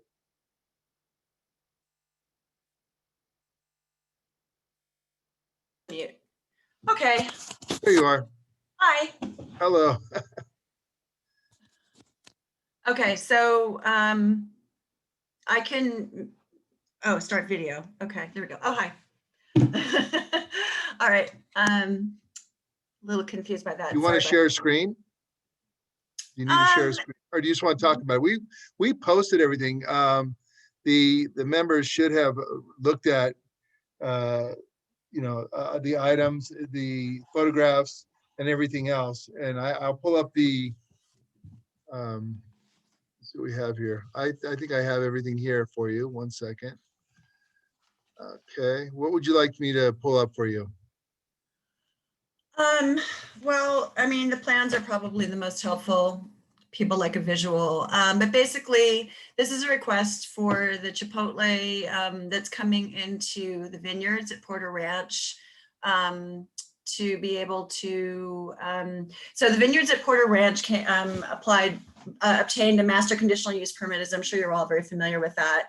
And it approved in concept a variety of different alcohol related uses. So Chipotle is going to be taking one of those uses, one of the plan approvals, one of the uses for beer and wine at a restaurant. So we filed a master plan approval is what it's called to Okay, I shouldn't look at that. It's making me dizzy. I'm just trying to find your pictures for basically you. for review. You're so in depth. You had so much there.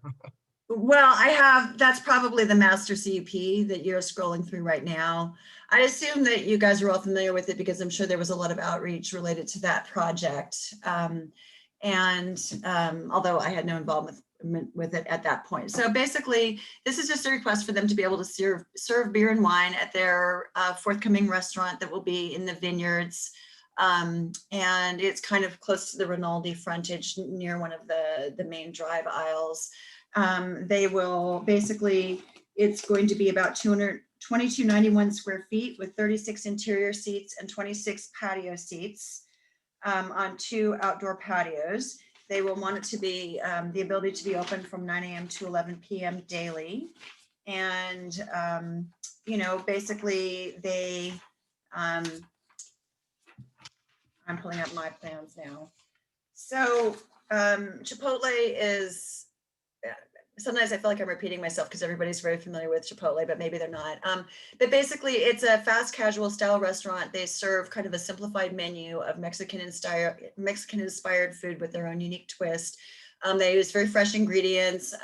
They try to use a lot of green building methods. They try to be very good community members. Occasionally, if they can, they have organic or locally obtained ingredients. Every single restaurant, it has a certain shared design vocabulary, but they're all different and they're each designed by an architect to, relate to the specific site. The ability to be able to offer beer at this location is just something that they like to be able to offer to their patrons. So, Chipotle is kind of a cut above a typical fast food thing. It's a much higher quality food and overall experience. So just the ability to have a beer with your burrito, it kind of makes it a little bit more, there's a movie theater there. Maybe you want to grab a bite with your friends, but you don't want to go to a whole sit down restaurant and you don't want to spend the money for, but you want to have a leisurely meal with your friends. You can go to Chipotle, stand in the line, have a beer with your friends, and along with your food, and then do that, or, whatever else. Just Valerie, I do have one question that was already brought to the board. Okay. Because I guess they're aware that Chipotle does do margaritas. So does that move away from the beer and wine? Well, at some locations we request beer and margaritas, but at this location we're only requesting a type 41. And the reason for that is that the master CUB had a certain allotment of beer and wine, grocery, full alcohol and so forth. And so Chipotle is not taking one of the allocations for full alcohol. They're taking the allocation for beer and wine. So it's not an option at this particular one. I mean, honestly, I don't know how many in the LA area they actually offer margaritas at. There's just a few. I know there's, pretty sure the one in Marina Del Rey offers them. There, there's a few, but not all that many. And so that's all we requested here. Perfect, thank you. I see the board has more questions. Are you ready for questions, or did you have more? Well, no, I mean, just a little bit more about the use. I mean, it's a very large company, but every single store is actually corporate owned. So it's not franchisees. They have lots of they systematize everything. And what that does is it means that you can have a consistent experience from one Chipotle to another, but it also has to do with how, their management practices. So they have management practices in place to handle these items and staff training, and so forth, that has been very, very effective throughout their, more than 2,600 stores. Now, not that they serve alcohol at all of them, but they do at, quite a number of stores. And they have basically almost, no problems ever with the California ABC or other parallel agencies in other states and so forth. And that's because they take alcohol awareness training very seriously, and they very heavily self-regulate, and they also take training very seriously. And perhaps most importantly, it's really just meant to be an accompaniment to the meal. It's really not, it's just sort of an amenity they like to be able to offer their customers. It's not a moneymaker like it would be at a lot of the other locations, that are in the vineyards, I'm sure. alcohol is more of a moneymaker at some of those restaurants, but it's not really a moneymaker for Chipotle. It's really kind of more of their overall concept, you know, just like, you know, and there's also the veto power too. So for example, let's say you want to go out to eat and you're kind of flexible about where you eat, but one of you really wants to be able to have a beer. Well, you know, just the ability that you can do that there means that Chipotle is an option for that. So it's a very small percentage of gross receipts. It's like maybe 5%, if that. So, and they're a really reputable operator. We would really appreciate your support. So. Thank you. Becky Levesque, you had your hand up. Yeah, hi, welcome to our meeting. And I love Chipotle and I'm glad to see you here in Porter Ranch. I just have 3 quick questions and I'm just going to say them all at once so you can answer them. Okay. The first one is how many Chipotles serve alcohol in the San Fernando Valley? Number 2 is how many does this restaurant seat and how many tables are you putting in? And you have outdoor dining? Okay, so yes, there will be outdoor dining. The seat count is, I said it at the beginning very quickly. Sorry. It's on the master, it's on the application as well, but it's 36 seats inside and 26 patio seats on 2 outdoor patios that are kind of separated. So, so that's for that. In terms of how many locations serve alcohol in the Valley, I cannot tell you the answer to that, but I can tell you, just because we handled them, some of the locations that do. I'm actually just filing a renewal for DeSoto in Canoga Park. Studio City does, Sherman Oaks does, Granada Hills, there's one at Devonshire. I think it's Devonshire and Balboa. They serve it. The one in Northridge near Corbin, like sort of Nordhoff, near Nordhoff and Tampa, they serve it. There's one on Van Nuys Boulevard, close to the city center. They serve alcohol there. Basically, the criteria are they offer it any place except for if there's a reason for them not to. So a reason for them not to would be if it's in a shopping mall where there's a shared eating area, so that they don't have full control over who is, you know, who is there and who isn't. So those are a situation in which they won't. And I think occasionally, I doubt this often comes up with the Chipotle, but I know that some places there's certain requirements in terms of the bathrooms and handicap accessibility. And I'm not personally familiar with that. But if there's an issue with that, then I think they're not able to serve alcohol. A last reason would be if for some reason it's not permitted under the lease or something like that. But quite a few. Good If you want to answer. name a location, I might be able to let you know. I'm sorry. I said great answers and I'm good with all of it. Thank you so much. Okay. Lori, would you like to put your hand down? Yeah. Go ahead. So thank you for coming to our meeting. I am just going to ask a couple quick questions. When did they expect the Chipotle to be open? Is there a timeline on that? They're looking at May. May. Oh, that's pretty Yeah. fast. Yeah. And this was beer and wine you were asking for? Well, Or the just beer? license type is beer and wine, but they only But they ever use the typically- beer component of it. I mean, I personally, as a patron of Chipotle, because I do actually eat there, would love it to see if they introduce like a sangria or something like that. But they have no. That would be great. It would be, but they have no plans in doing that. So it's only beer. Okay, so I'm inclined to appreciate, go for this. I appreciate it. Thank you. Assad. Hi, Valerie. So I guess David and Lori asked my 2 questions. So it leaves me with a sort of a comment request, if you could relate to management to consider, which is if when they do the beer and wine selection, if they could include some selection, which is the non-alcoholic beer and non-alcoholic wine. Just a suggestion, if the management could consider. How dare you? Here's my comment. First off, as far as I know, they may have non-alcoholic beer. I'm really not sure. A non-alcoholic wine, I must say, just personally, that sounds like an abomination. Maybe I'm wrong.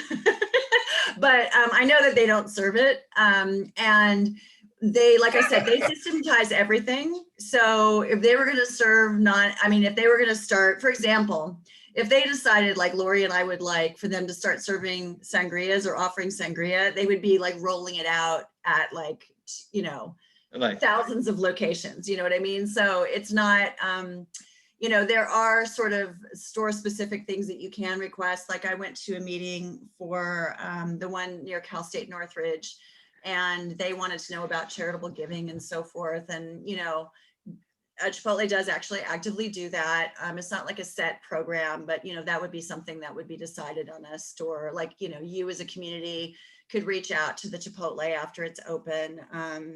And let's say you were having an event and we're able to like go outside and talk to each other again, you know, like someday that'll happen, right? And if you had like some kind of event or something, you know, like a charitable type thing, you know, I know that they do that. I don't know what their criteria are when they're doing it or anything like that, but you know.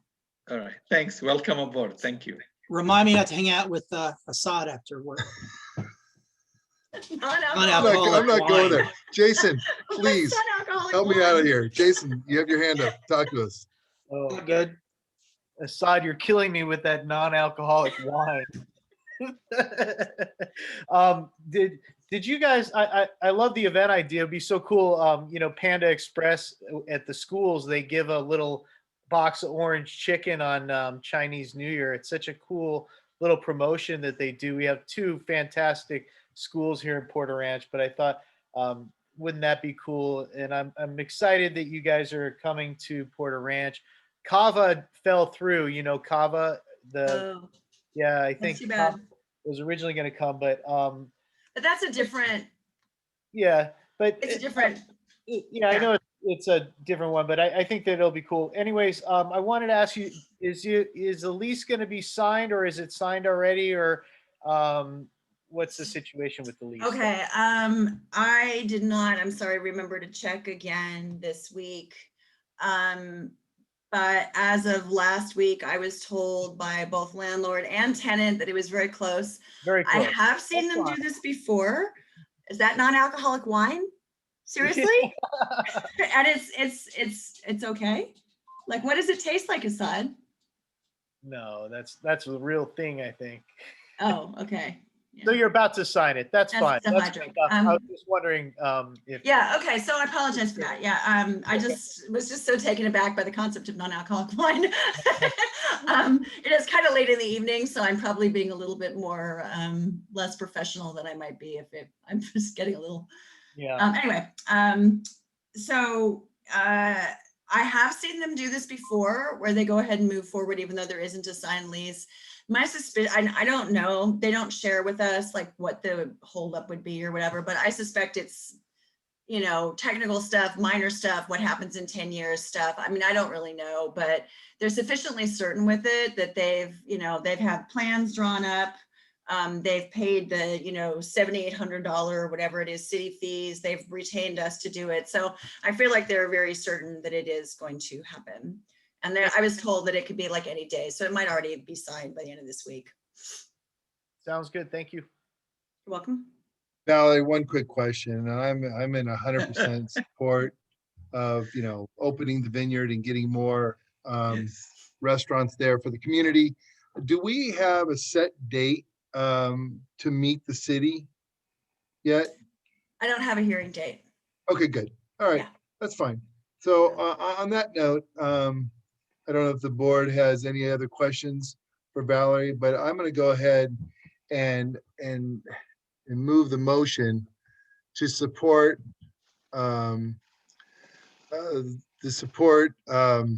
a letter in support of Chipotle Mexican Grill in regards to the MPA to allow beer and wine service at the forthcoming restaurant at the vineyard. Do I have a second? Second. Jeez Louise, everybody saw us.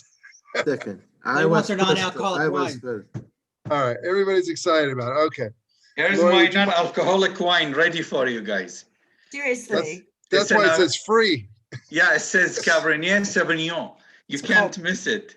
You know, how is it? It's delicious. And it's called Welch's grape juice. Exactly. No. Ralph started. That's not alcohol. All these.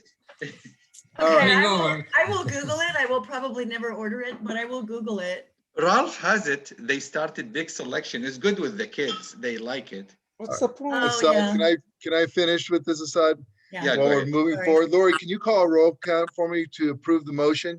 Wait, I have a question. Oh, go ahead, Becky. My apology. I just as a point of order, and I don't want to, belabor it, but I'm not sure if the president is supposed to be making the motion. I think he's supposed to oversee it. I think it's someone on the board, just for future reference. So that's all I have to say. It's okay. Then I'm gonna refer this to Jason Hector. Jason, would you like to make Okay. the motion, please? Thank you. Thank you, Becky. I'll make the motion to support the Chipotle Mexican Grill application for is it the MPA? Yes. MPA. For the MPA to allow beer and wine service at its forthcoming restaurant at the Vineyards. I'll second that. Gabriel. Gabriel beat everybody. Gabriel. I recognize the voice. Thanks. Call unanimous consent. Laura, okay, would you do the honors of calling roll, please? Assad, Yes. David Balin, Yes. myself, yes. Brandy? Yep. Mark, Haynes absent. Jason Hector, Yes. Moran, Yes. Gabriel, 100% yes. David, Yes, look forward to it. Becky Levesque, Oh, please, yes. and Hassan Marion. Yes. Great. Thank you, everyone. And Mr. that President, note, you the have motion Glenn and- passes. I'll get you our support letter out to you. Glenn. Okay, is thank you. I has mean, a hand. I'll communicate with the planner, and then he was out, and then maybe CC you for your convenience. So Very good. thank you, Good night, guys. Thank you, Have a Valerie. good Good night. night. Thank you for sticking in there with us. Appreciate it. Sure. Bye. On item number 14, Jason Hector, Beautification Committee update and completion of the Joint Community Art Box project. Can I share screen? Just want to share the pictures of the Of course. last one. Okay, here we go. And while you're sharing, Jason, we got a lot of positive feedback in the community, and I would like to recognize your effort and thank you for it, and the whole beautification committee to say. Yeah, Thank we really worked hard on the 7th box. We really tried to listen to the community. We did share all the things that we heard as best as we could, including public comments we received, board comments we received, even comments on social media was shared with 1111. They did get some feedback into the council office, and that actually we were kind of going back and forth. But once the stakeholders contacted the councilman's office, Ron Rubine got involved immediately and contacted us about it, and we worked with them. And this other design was one that was the 7th box, so we really happy about it. I think it came out really good. It's just basically nature and birds, and I think that's turned out really good. And that's about it. So the project is pretty much over now, and just wanted to share with you that last box that was done. So I'm sure everybody's seen all the other ones and everything. So that's about it. I just wanted to share that update with you guys. Thank you. Becky, go ahead, Becky. You have to unmute. I love that box, Jason, and it's very indigenous to the area. And congratulations on that box. It's great. Thank you, Becky. Yeah, I'm glad it's getting some positive response. This project was different because the communities put in submissions, and then 1111 did a lot of the selections. But in the future, if we do want to take on more of these art projects, I think we've realized that now we can commission artists, and we've worked with some artists and figure maybe we want to hire a specific artist to do a specific design. And so I think, this gave us a lot of experience, got our feet wet. And if the board does wish to consider doing more public art, we can be more strategic about exactly what we wanted. Originally, we came in with a lot of different ideas, but then they had to narrow it down to just one theme, just one concept. And this is what we got with the submissions. But it was a good experience. And I think overall, bringing public art to Porter Ranch was really beneficial, a big first for the community. And I hope it's not the last. So thank you for the support. And that's about it. Oh, Gabriel's got a question. Gabriel, go ahead. And Lori has one as well. Real question. It's actually a statement. I actually think that this last box was one of the nicest, stood out. And once again, the community has been very positive compared to a couple of the other ones we had. I just wish that we can still get a hold of that lost money from the public art fund that we had located, but we couldn't locate, etc. I'm not sure who's working on that still or not. No, we know where it's at. It's okay. there. We know exactly where it's at. If we can ever get that, then I would gladly do some more artwork in the community. Yeah, well, the idea behind this project was to target boxes that were outside that zone. That money is for a specific zone within Porter Ranch, which is like the newer part of it. So, we have to work with a councilman. We have to work with the cultural affairs. We did write a letter, but now I think, that we've done this project, we've kind of demonstrated a positive track record, hopefully with cultural affairs. And we worked with the council office. So, that's a good point. And I thank you for bringing that up, Gabriel. The funds are in a Porter Ranch Art Trust Fund with cultural affairs. Thank you, Jason. Lori? I just wanted to echo to everyone that, after we posted them on these latest pictures on Nextdoor, that we got a lot of great feedback as well. So yeah, this was really one of our favorite boxes. And I think overall the project went really well. I really enjoyed it.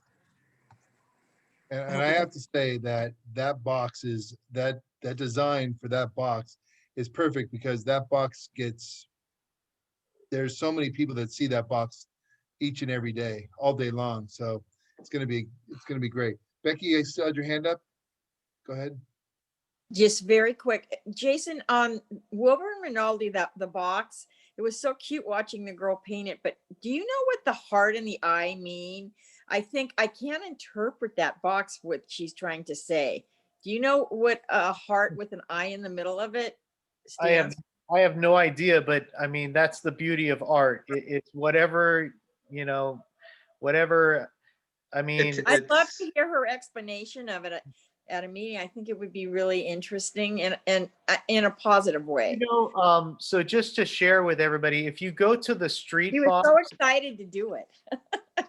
Yeah, Jason, what the eye and the heart, it's really one of the myths that has to do with envy, and to give you the good luck and good fortune, and to take the evil spirits away from, that's what usually it is. I mean, if we understood what it meant, I think that that would mean a lot. Maybe we could highlight them like every month and highlight a box and explain, the significance of everything and elaborate on the beauty of it.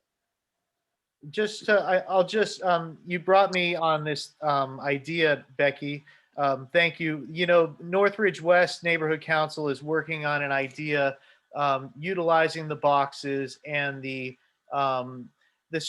all online on their Street Box website. So you can actually do like a virtual tour of all the boxes, and you can also see Chatsworth, Northridge West, and Porter Ranch. So they have this idea where they're going to develop kind of virtual field trips and things for kids. And yeah, you can write about the artist, but also you could design your own box. And so I think that's like the next kind of phase of this.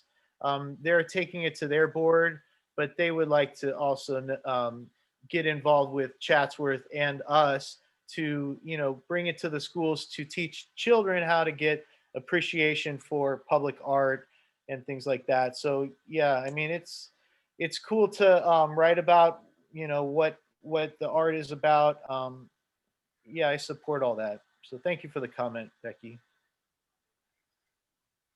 All right, on that note, let's move on because we're burning daylight. It'll be almost morning. All right, let's do community board updates and committee reports.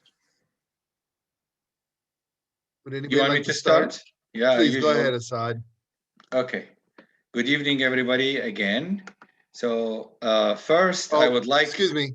Just keep it within 2 minutes. Yeah, no, of course. I always. Well, you promised 3, but anyway, I'll keep it to 2.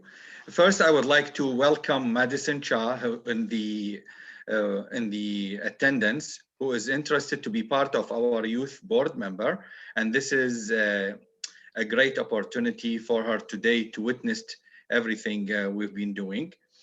For the Safety and Transit Committee, we are progressing with LAPD and Valley Traffic to address the racing along Cessna, Reseda, Tampa, and Mason. We missed their monthly meeting because it's happening the same time as our meeting. We have some issues at the Holly Burnson Park, Fridays and Saturdays. We get party goers with loud music, alcohol, and smoking in violation of LACMC. Ranger is aware of it, and they will try to allocate personnel to close the park 9 p.m. to 6 a.m. LAPD is also aware. Now, that's from the transit. Now, I'll take some time on 3 items I really feel we need to discuss, and I'm not going to discuss it now within 1 minute. The first one, I urge the board to have a special meeting this month jointly with CAG with extended time for questions, answers, presentations, because every time we come in, I have gazillion of questions and I need gazillions of answers because we all together need to reach scientific solutions to our critical path health issues. That's one. Second, we established the ad hoc committee for COVID-19, and I really believe we should have a special meeting urgently because our community lacks the safety knowledge, doesn't have the right approach of the social distancing, and no information on the vaccination. I'll provide that in a moment. Okay, thank you. The last item, the one we really haven't been addressing, is the media policy. We need to have a CIS, give opinion, give comments. I mean, personally, I stated many times, we as an entity, we need to give an opinion on that, especially to address cyberbullying. Cyberbullying is illegal in the state of California. Cyberbullying is illegal everywhere. We as a board received a couple emails, which is considered cyberbullying. And if the media policy was active, then that NC member would have been liable for that submission and the illegal whatever documents they obtained and put in there. Nextdoor and Facebook is being used by NC members all over to discuss agenda items prior to the meetings, and that's not possible. That's not possible, and that's even included attacks against PRNC itself. This cancer has to stop right now, here, from its roots. We should have zero tolerance to any cyberbullying. We need at least a 30-minute discussion agendized for next item. With that, I hope I stayed within my 2 minutes. Thank you, Mr. President. Thank you. Jason Hector. Okay, I'll try and go quick. I just got 3 things. Oh, you know what? Let me interrupt you for that. I want, Madison Shaw has her name up, her hand up, and you know what? She's been waiting patient. She's our youth, and she's. Go ahead, no problem. Thank you very much. 1 second. Madison, can you unmute yourself? Hi, good evening. First of all, thank you for this opportunity. My name is Madison Cha, and I'm currently a junior at Granada Hills Charter High School. So I recently reached out to the board about a week ago, inquiring about the possibility of the youth seat. So Mr. Assad kindly explained the options to me, as I'm currently under the impression that the youth seat was somehow eliminated. But currently I can join as one of the many committees that the PRNC currently offers. So overall, I just wanted to say that I find all the work that you guys have been doing extremely notable, and just listening to all this and getting hands-on experience has been really, really interesting. And overall, I really look forward to hopefully working with you guys in the future. So thank you. Thank you very much. She can run for the LAUSD board seat too. Did you know that, Madison? Their LAUSD board seat, the youth board seat, now is available if you contact Tara. But anyways, that's a side note.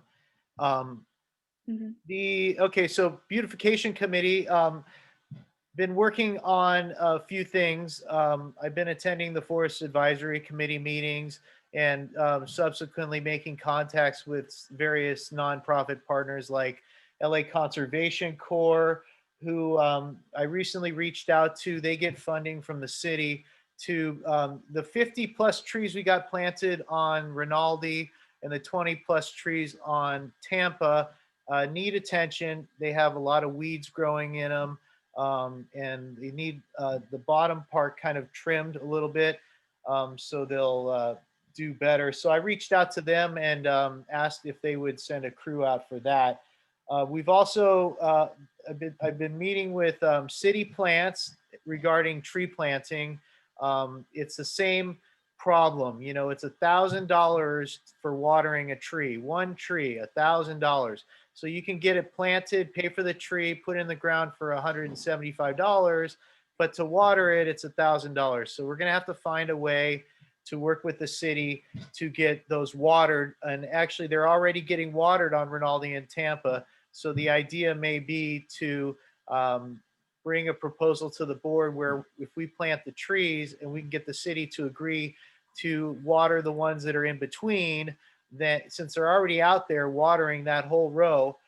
So that's kind of what we're considering with that. Also, you know, urban forestry is on these meetings. So Jason, who's watering the trees? Urban Forestry Department. Thank you. Yeah. So urban forestry is on the meetings, and I proposed the question about getting work done with stumps. We have a lot of stumps. We have a lot of trees. Every year, about 5 trees fall down and we end up with stumps. There's like 40, 50 stumps that need to be removed. You know, Mitch Englander came to our meeting, said he was going to do it. It never happened. So I asked for urban forestry to give a quote on that. And I got a quote and it's pretty reasonable. So we're looking to bring a motion at the next meeting to allocate a budget for stump removals, because if we're going to plant trees, we got to get those stumps removed. So that's something that is going to be coming to the board. And that's pretty much it with respect. Jason, do you want to talk about us working with Monica Patarenga? Yeah, so Monica is from City Plants, and that and so now City Plants has a liaison for neighborhood councils. So they have a dedicated person that collaborates with neighborhood councils to do these kind of projects. And she was the one that quoted us the $1,000 for the watering, $175 for the planting. So, you know, we need to find a way to get those trees watered, and hopefully the city can do it. They're already watering now. There's no way we can do it ourselves, and it's so expensive that it just doesn't make economic sense to you know, $1,000 for a tree. That would be like 5 trees for $5,000. I mean, it's just way beyond our budget. But if we could pay for the trees and get the city to agree to water, then it's doable. Maybe we could do 20, or, you know, the goal is to do about 15 to 20 to 25 trees when you do planting. So very good. That's what we've been working on. So thank you. Perfect. Thank you, Jason. Is it $1,000 a year per That's tree? for 3 years. So 3 years of watering are required. That's why it's so much. It's 99 trips. So it's like 333 per year per tree. Okay. Yeah. Brandy, please go ahead. Thank you. So just a first little aside, I agree with Assad. We should do a CIS on the media policy, in particular, I'm concerned that their policy on how private accounts should be policed is likely not going to be considered constitutional, given some other Supreme Court cases related to similar things. On to other issues. Our homeless committee has a meeting next Tuesday, the 16th at 6:30 p.m. And I would like to personally thank our board president, David Balin, who reached out to me yesterday when he found a lady that was in a particularly terrible state and not even sure of her own name. And both of us working to try to get her help. The hoops that we jump through trying to get her just basic help is a perfect example of how our services are just failing up and down, and we need to do better, and our committee will discuss that and a lot of other issues. Of course, COVID is a big issue. We were at the CPAB homeless committee meeting. There's just a lot of stuff going on, as there is a growing concern in many ways. So I hope as many of you as can make it will make it, and we can move forward with making this community better for everyone. Thank you. Thank you, Brandy. Miran. Thank you, David, and thank you, everyone. I just want to ask two things. I would like to ask for a consideration for a special meeting, hopefully maybe for February 16 for CAC presentation, at least 3 hours focused agenda. This is a very important, very crucial, and very critical point. And then I am very much hoping that we can work together of preparing that event and preparing that meeting. Secondly, on another note, there is another neighborhood council. They put actually, under the education and safety, they put actually a COVID-19 town hall for their schools. And they were able to bring their board member and the experts, and they did discuss about how they can help the students and what are the tools and what are the requirements. This is something that I like to do from the education and work with my education committee as well. I'm hoping that I will get the support for the CAC special meeting and then also the education. And just to reiterate, I guess you didn't hear, Brandy has already structured a homeless meeting on the 16th. Just FYI. Oh, really? Yes. Oh, is it? Oh, I forgot. Yeah, that's the Tuesday. Okay. So maybe ask other date. See which maybe date other date. We can find out what are other dates. Yes. Okay. Thank you very much. Thank you. Board, before I bring Glenn Bailey in, does anybody else have any other updates? Well, you left me out. I'm Becky. Becky, go. Becky Yeah, Bashar. call on me, but go ahead. Nothing new. What I'd like to ask, the homeless woman that you picked up, was she on Rinaldi? No.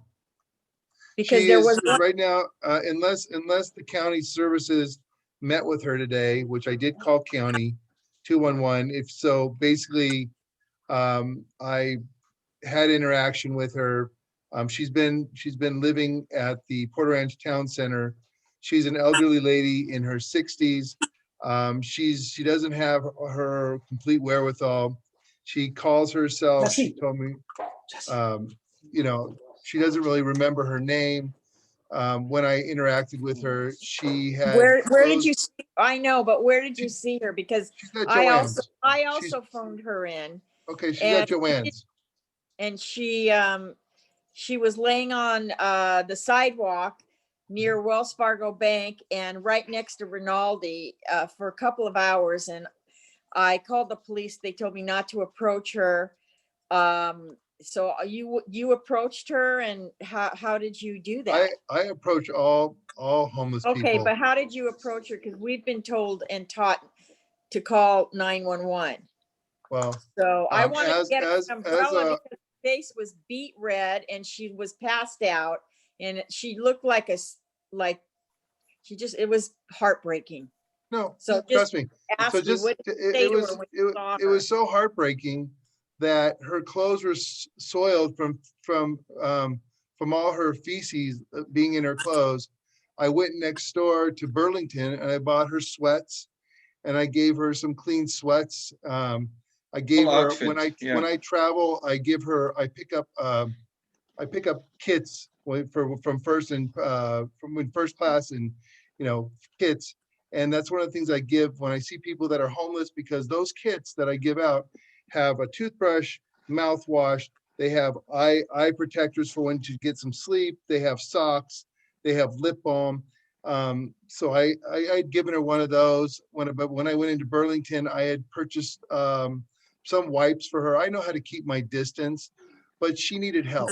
And keep in mind, and this goes to the entire board, it goes to the community. You know, to do nothing is the wrong answer.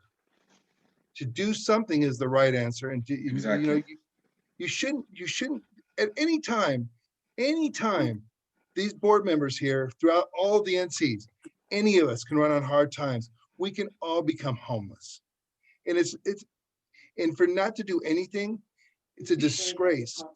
And so I know, but my point, I think this is. But that's why I'm unhomeless. That's why I deal with it. That's why I deal with Hope of the Valley.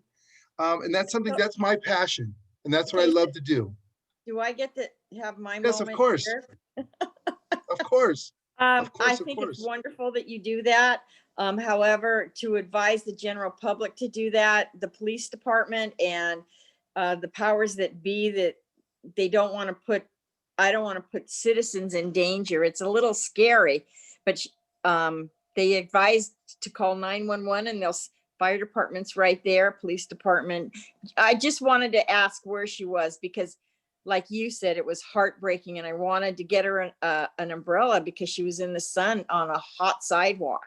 So that's all I have to say. Thank you so much. I want to educate the board really quick. So if you see a homeless person, 311 was very difficult to get into.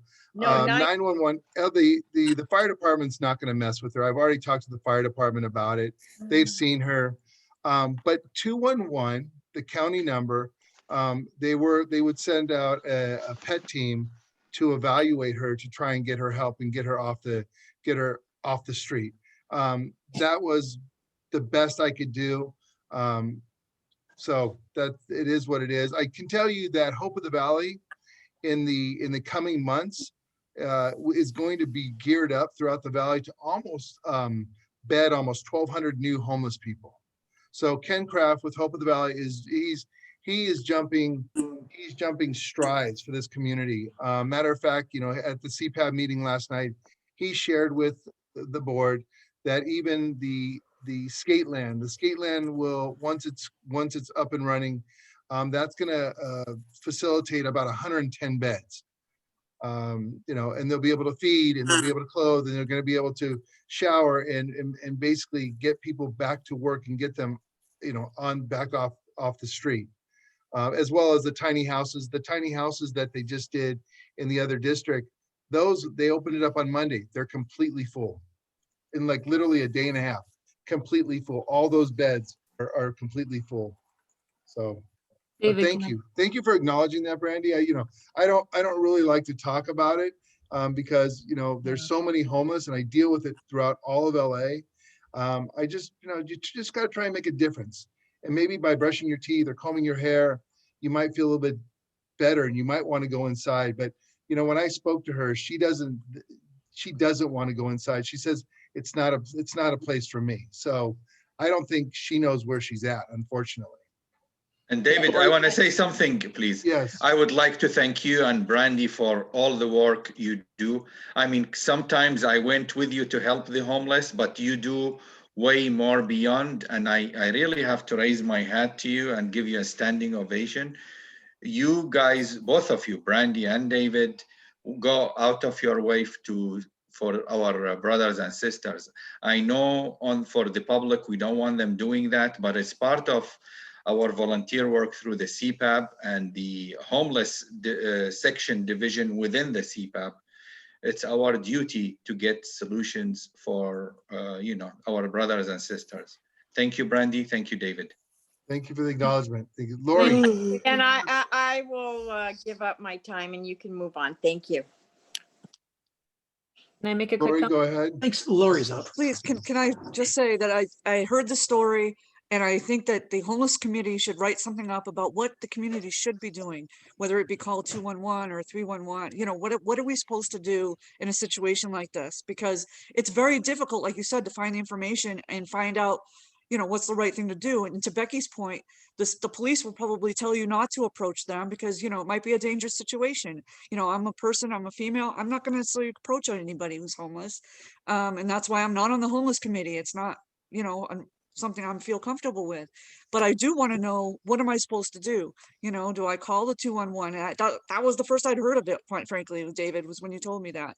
So I feel like we need to write something up, put it on our Facebook page, put it on Nextdoor, whether it be a little scenario about this, you know, particular incident, that's fine. But I definitely want some information out there so people know what the right thing to do is. Wow, Lori was actually. And I got my information yesterday when I saw her laying on the sidewalk there, and it was so hot, and I had passed her and wanted to pull over, and when I came back about 2 hours later, she was in the same position. I called our senior lead office people talking at Devonshire and to get instruction, and he gave me instruction because, like you said, Lori, I didn't want to put myself in harm's way or have her harm herself or run in the street. And he specifically said, call 911 and they will deploy someone. So, that, you know, I think we need to give safe advice out to the community. And David, you're much more experienced. Brandy's much more experienced than maybe Lori or I. And so people like Lori and I need to know how we're supposed to respond if we see someone in distress. I agree. Thank you. This is one of the big problems, though, because like right now, if you call 911 and we said there was a potential medical thing, because of COVID, they won't take her to a hospital like they might normally. And they'll come out and check. They might not. And there are some entities that are meant to come out and check, and it'll take forever for them to come out because they're just overwhelmed. I actually did get through 311, and the response was, well, if you think it's this situation, here's one number to call. If you think it's this other situation, here's a different number to call. If you think it's this completely other situation, here's a different number to call. And I'm expected, as you know, they don't know I run a homeless committee. They don't know I'm experienced with this. They assume I'm just a lay person. I'm expected to be able to figure out, is this person having a medical crisis? Is this person having a mental health crisis? Is this person someone I'll be asked sometimes questions of their veteran status and their relationship status, and are they a domestic violence victim? I get questions that sometimes the person I'm talking to can't even answer, let alone me as another person. And there are numbers for different things, but that's just it. Unlike calling 911 for there's a person who broke into my house where they take care of it, there is not one number that you call for a homeless situation and they take care of it. They expect you to call a bunch of other numbers and figure it out. And that's the big problem with our services. True. Very, very true. All right, me run. I just want to say one thing. Can we accommodate maybe for a special meeting in February 19 or February 23? Those are good dates to consider. You and I'll work on that. Thank you. Thank you. David Lasher. Hi, so we've got got a COVID update for everybody. We don't have any current numbers for like Porter Ranch, but we do have some other information on, this is not forwarding. Let me see, I can get it forward here. Oh, good. Now it's working. Okay, so we have, you can see right there in the last, since yesterday, 3,400 new cases. I'm not going to recap what all the news are already telling us every 5 minutes, but either way, the earlier call at the very start of the meeting did say that California's deaths have surpassed what New York has had. And that is true. Sorry, Yeah. David, somebody's phone is either too close to their speakers or your headphones or somebody, I can't hear you because there's some feedback. Is that better? Can you hear anything? I don't know what's going on. But, I muted Jason. It was not me. It's not me. It's Jason. Here, all right, so not going backwards here, but either way, the death count has. It's David. It's Lasher. That's weird because I don't have anything else but this headset. Your microphone is the one that bounces when it makes the sound. Oh, that's weird. How's that? Better? Perfect. Good. All right. So the Perfect. 7-day average is going down. We all know pretty much, if you follow the news, you know that. So that's good news. There was a little misinformation at the start of the meeting I want to clear up. First off, for the county, we've administered just over 1 million vaccines doses since the second. That's the first dose.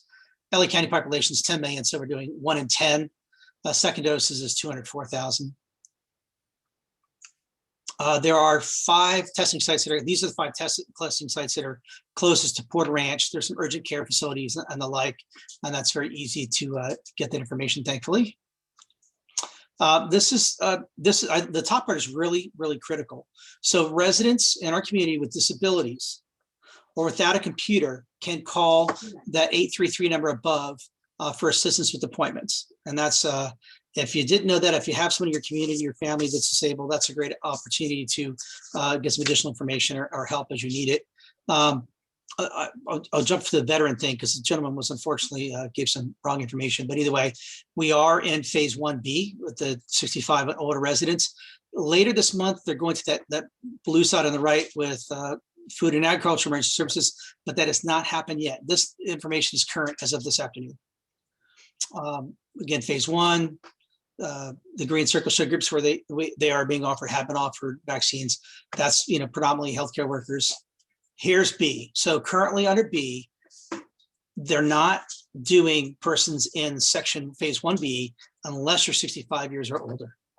There's some weird exceptions, like if they have vaccine left over and it's going to go bad, if you're in line, you might get it. There's some people that are actually queuing up for that. They're in their 20s and 30s, but it's a strange anomaly. So this the next 3 slides are really important. County residents, anybody in the county, you can sign up for the county's vaccine newsletter at that URL above. That's on the county public health site. And then you would enter your email address, the yellow arrow is, and you get signed up for that very current vaccine newsletter. The city has their own site. And that's, I don't know what's Carbon Health. I think they partner with Carbon Health, the private medical firm. That's the city's way to register. So this actually had to register to get the vaccine. You go to that website and you have 3 choices. I'm a healthcare worker, I'm 65 years older, none of the above. And then none of the above, they'll notify you when you can be eligible. So you'll give them your email address and you'll get that call back, that email back. And then this is what I'm a little concerned about. The gentleman said, if you have a VA card or you're a veteran, you're essentially said you're getting kind of fast track access. He definitely suggests that if you're a veteran, you're getting some kind of special accountability access. You're not.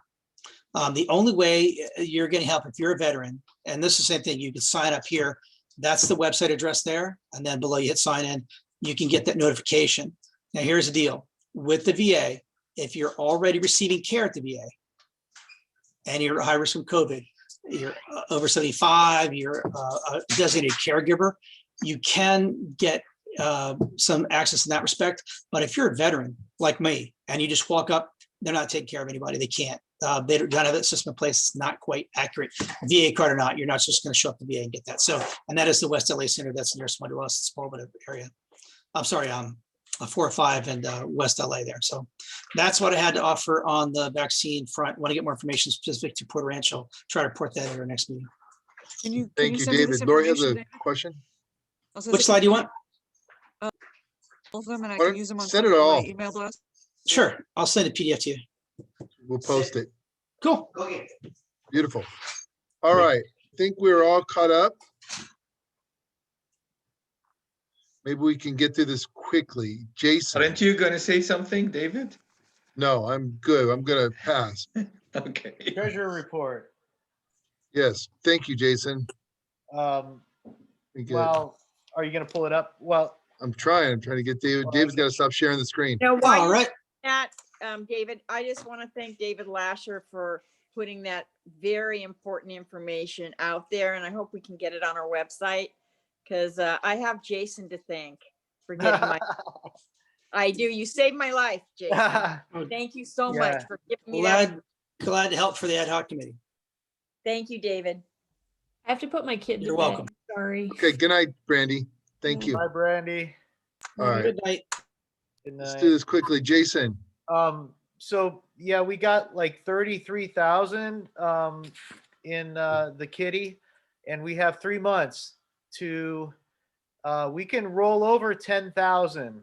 So I think the goal, yeah, let's see, keep going down. So net available 33, and then, yeah, right there is good. Okay, yeah, 33. And then if you go down, we'll talk a little bit about the budget, the next page. Yep. So that's our budget, but we're way under budget. So keep going down. Okay, see, yeah, we've only spent 4,700 for office. You know, we're way under budget on everything. 2,500 for NPGs. We haven't spent any of the 7,500 for community improvement projects. So, you know, we're working to bring some improvement projects, but also, you know, we got to think about over the next 3 months, hopefully spending some of this money so that we don't end up getting it back At to least the 20,000 one way or another. I would say, like, if you take, yeah, if let's say we have 33, so let's say you say 25, maybe you're going to spend, you know, maybe 8,000 each month in the next 3 months. So we ought to think about trying to allocate about 8,000 each month in the next 3 months. That would align us with 10,000 to roll over, which I think is good to do. I think it's good to roll the money over because that brings it on strong footing in the next fiscal year. So that's Jason, about it. I'll take a really question. quick before I move on to questions. Are we sure that they'll let us roll over the 10? Right because now, they're sure. looking to remove the money. Yeah, well, I wish people would stop saying that because we don't need to be planting ideas and Yeah, we don't. That's scary because I hear it over and over and over. Okay, yeah, then we won't talk about on the encumbrance. We cannot encumber funds like we did. Like we didn't do it, but other neighborhood councils encumbered funds. I know Granada Hills North did, but we're not going to be able to do that. But at this point in time, the $10,000 rollover is in play. But certainly, you know, it could happen. Never know. It could. It would be up to the city council and the mayor to do that. They would be the ones who would, you know, take that away from us. So, got it. A couple questions, Becky.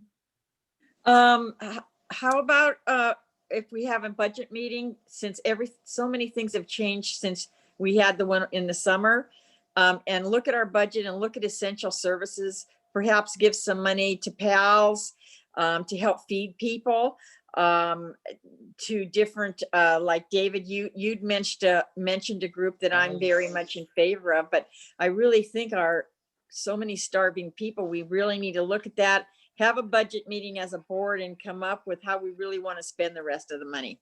Thank you. Thank you. Becky, there's an NPG coming from Palestine, from my understanding.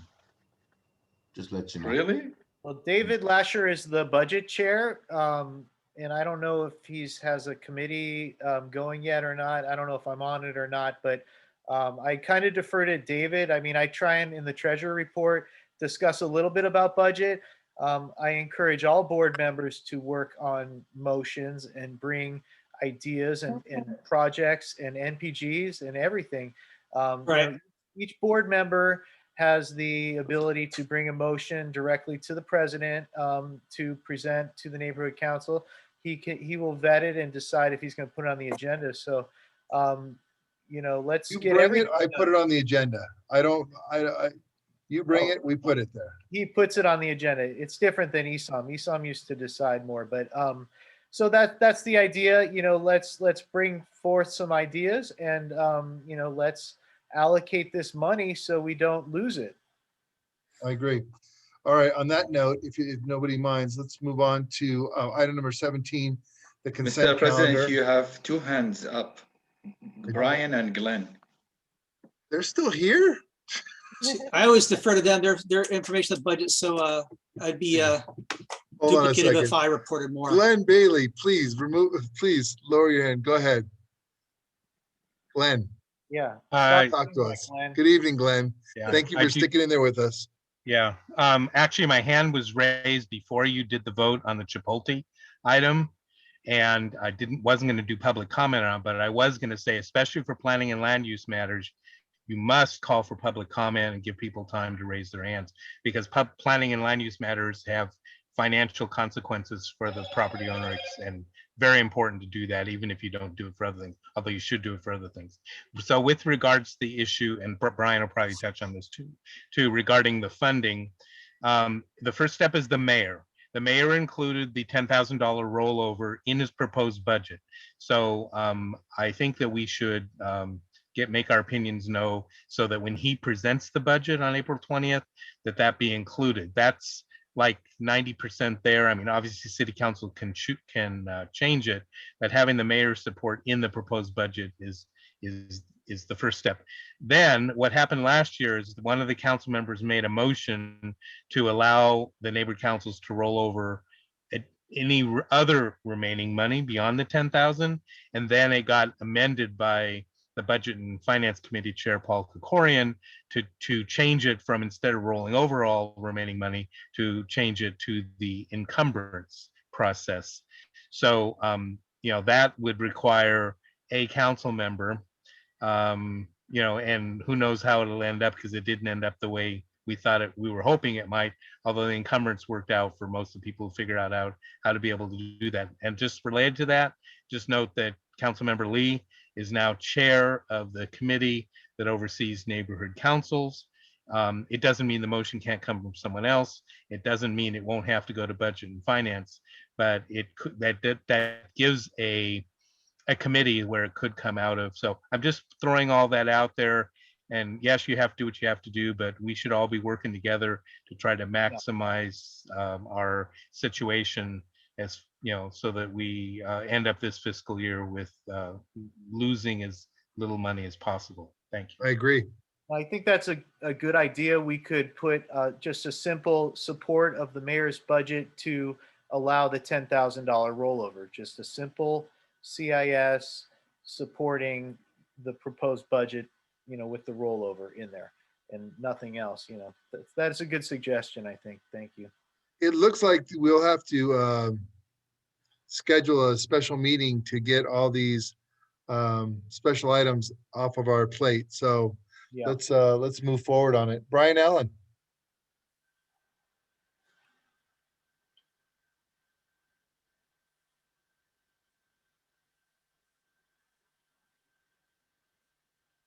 There you go. Go ahead and unmute yourself, Brian. Okay, yeah, Glenn is right. I was going to mention much what he said also, but the reason I raised my hand was a couple of motions ago. I heard David Lasher mention about the VA. I've been to the VA here in the Valley, and they are giving COVID shots there. You can call them. You can make an appointment. If you're 65 and over, you can make an appointment. If you are a veteran and registered with the VA, you can get the Pfizer shot at the Sepulveda VA. So I just wanted to correct that, because for whatever reason, he hadn't gotten that update or didn't know yet. And I wanted to make sure that that is understood. That's all. I appreciate that information. That is definitely contradictory to what I've directly received from the VA this afternoon. So well, I can tell you, yeah. I personally took Gary there. Gary's the one that mentioned it earlier. Right. I personally took him there, and he got his shot. I believe you. I just think maybe they're not following their own information they're releasing to the public.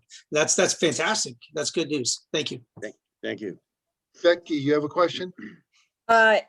Yes. Muted yourself. You muted yourself. Yes.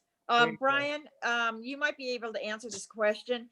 In my opinion, the city budget, what they set aside for neighborhood councils is a very small part of the budget. So I don't know what they're going to take from us. What % of our budget do you know is from the entire budget for the city of LA for neighborhood councils? What is the neighborhood council budget percentage based on everything the city of LA? It's very low. It's very little. It's $4 million. I know that's like a drop in the bucket.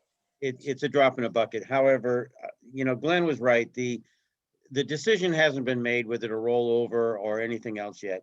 And the only caution I would give anybody is that before you write a CIS or a letter to the mayor or the city council or even to John Lee, I would try to wait until you have the knowledge of what is being proposed for this new year.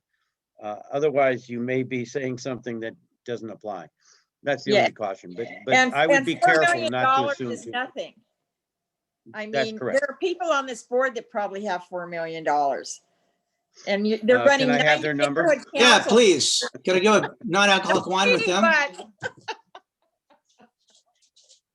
Just a point I wanted to make. It's not a huge part of the budget. This is out of order, I think. Yeah. David Lasher, please go ahead. I wanted We to can say to finish. Brian, I'm going to double check with the VA tomorrow as well and make sure that their information's up to date based on what I received. So we'll double check on that as well. Please do, but I'm a veteran too, so I'm following it as well. Fantastic. Great. Brian, thank you very much. On that note, I'm going to move on to item number 17, consent calendar, so we can finish up this meeting.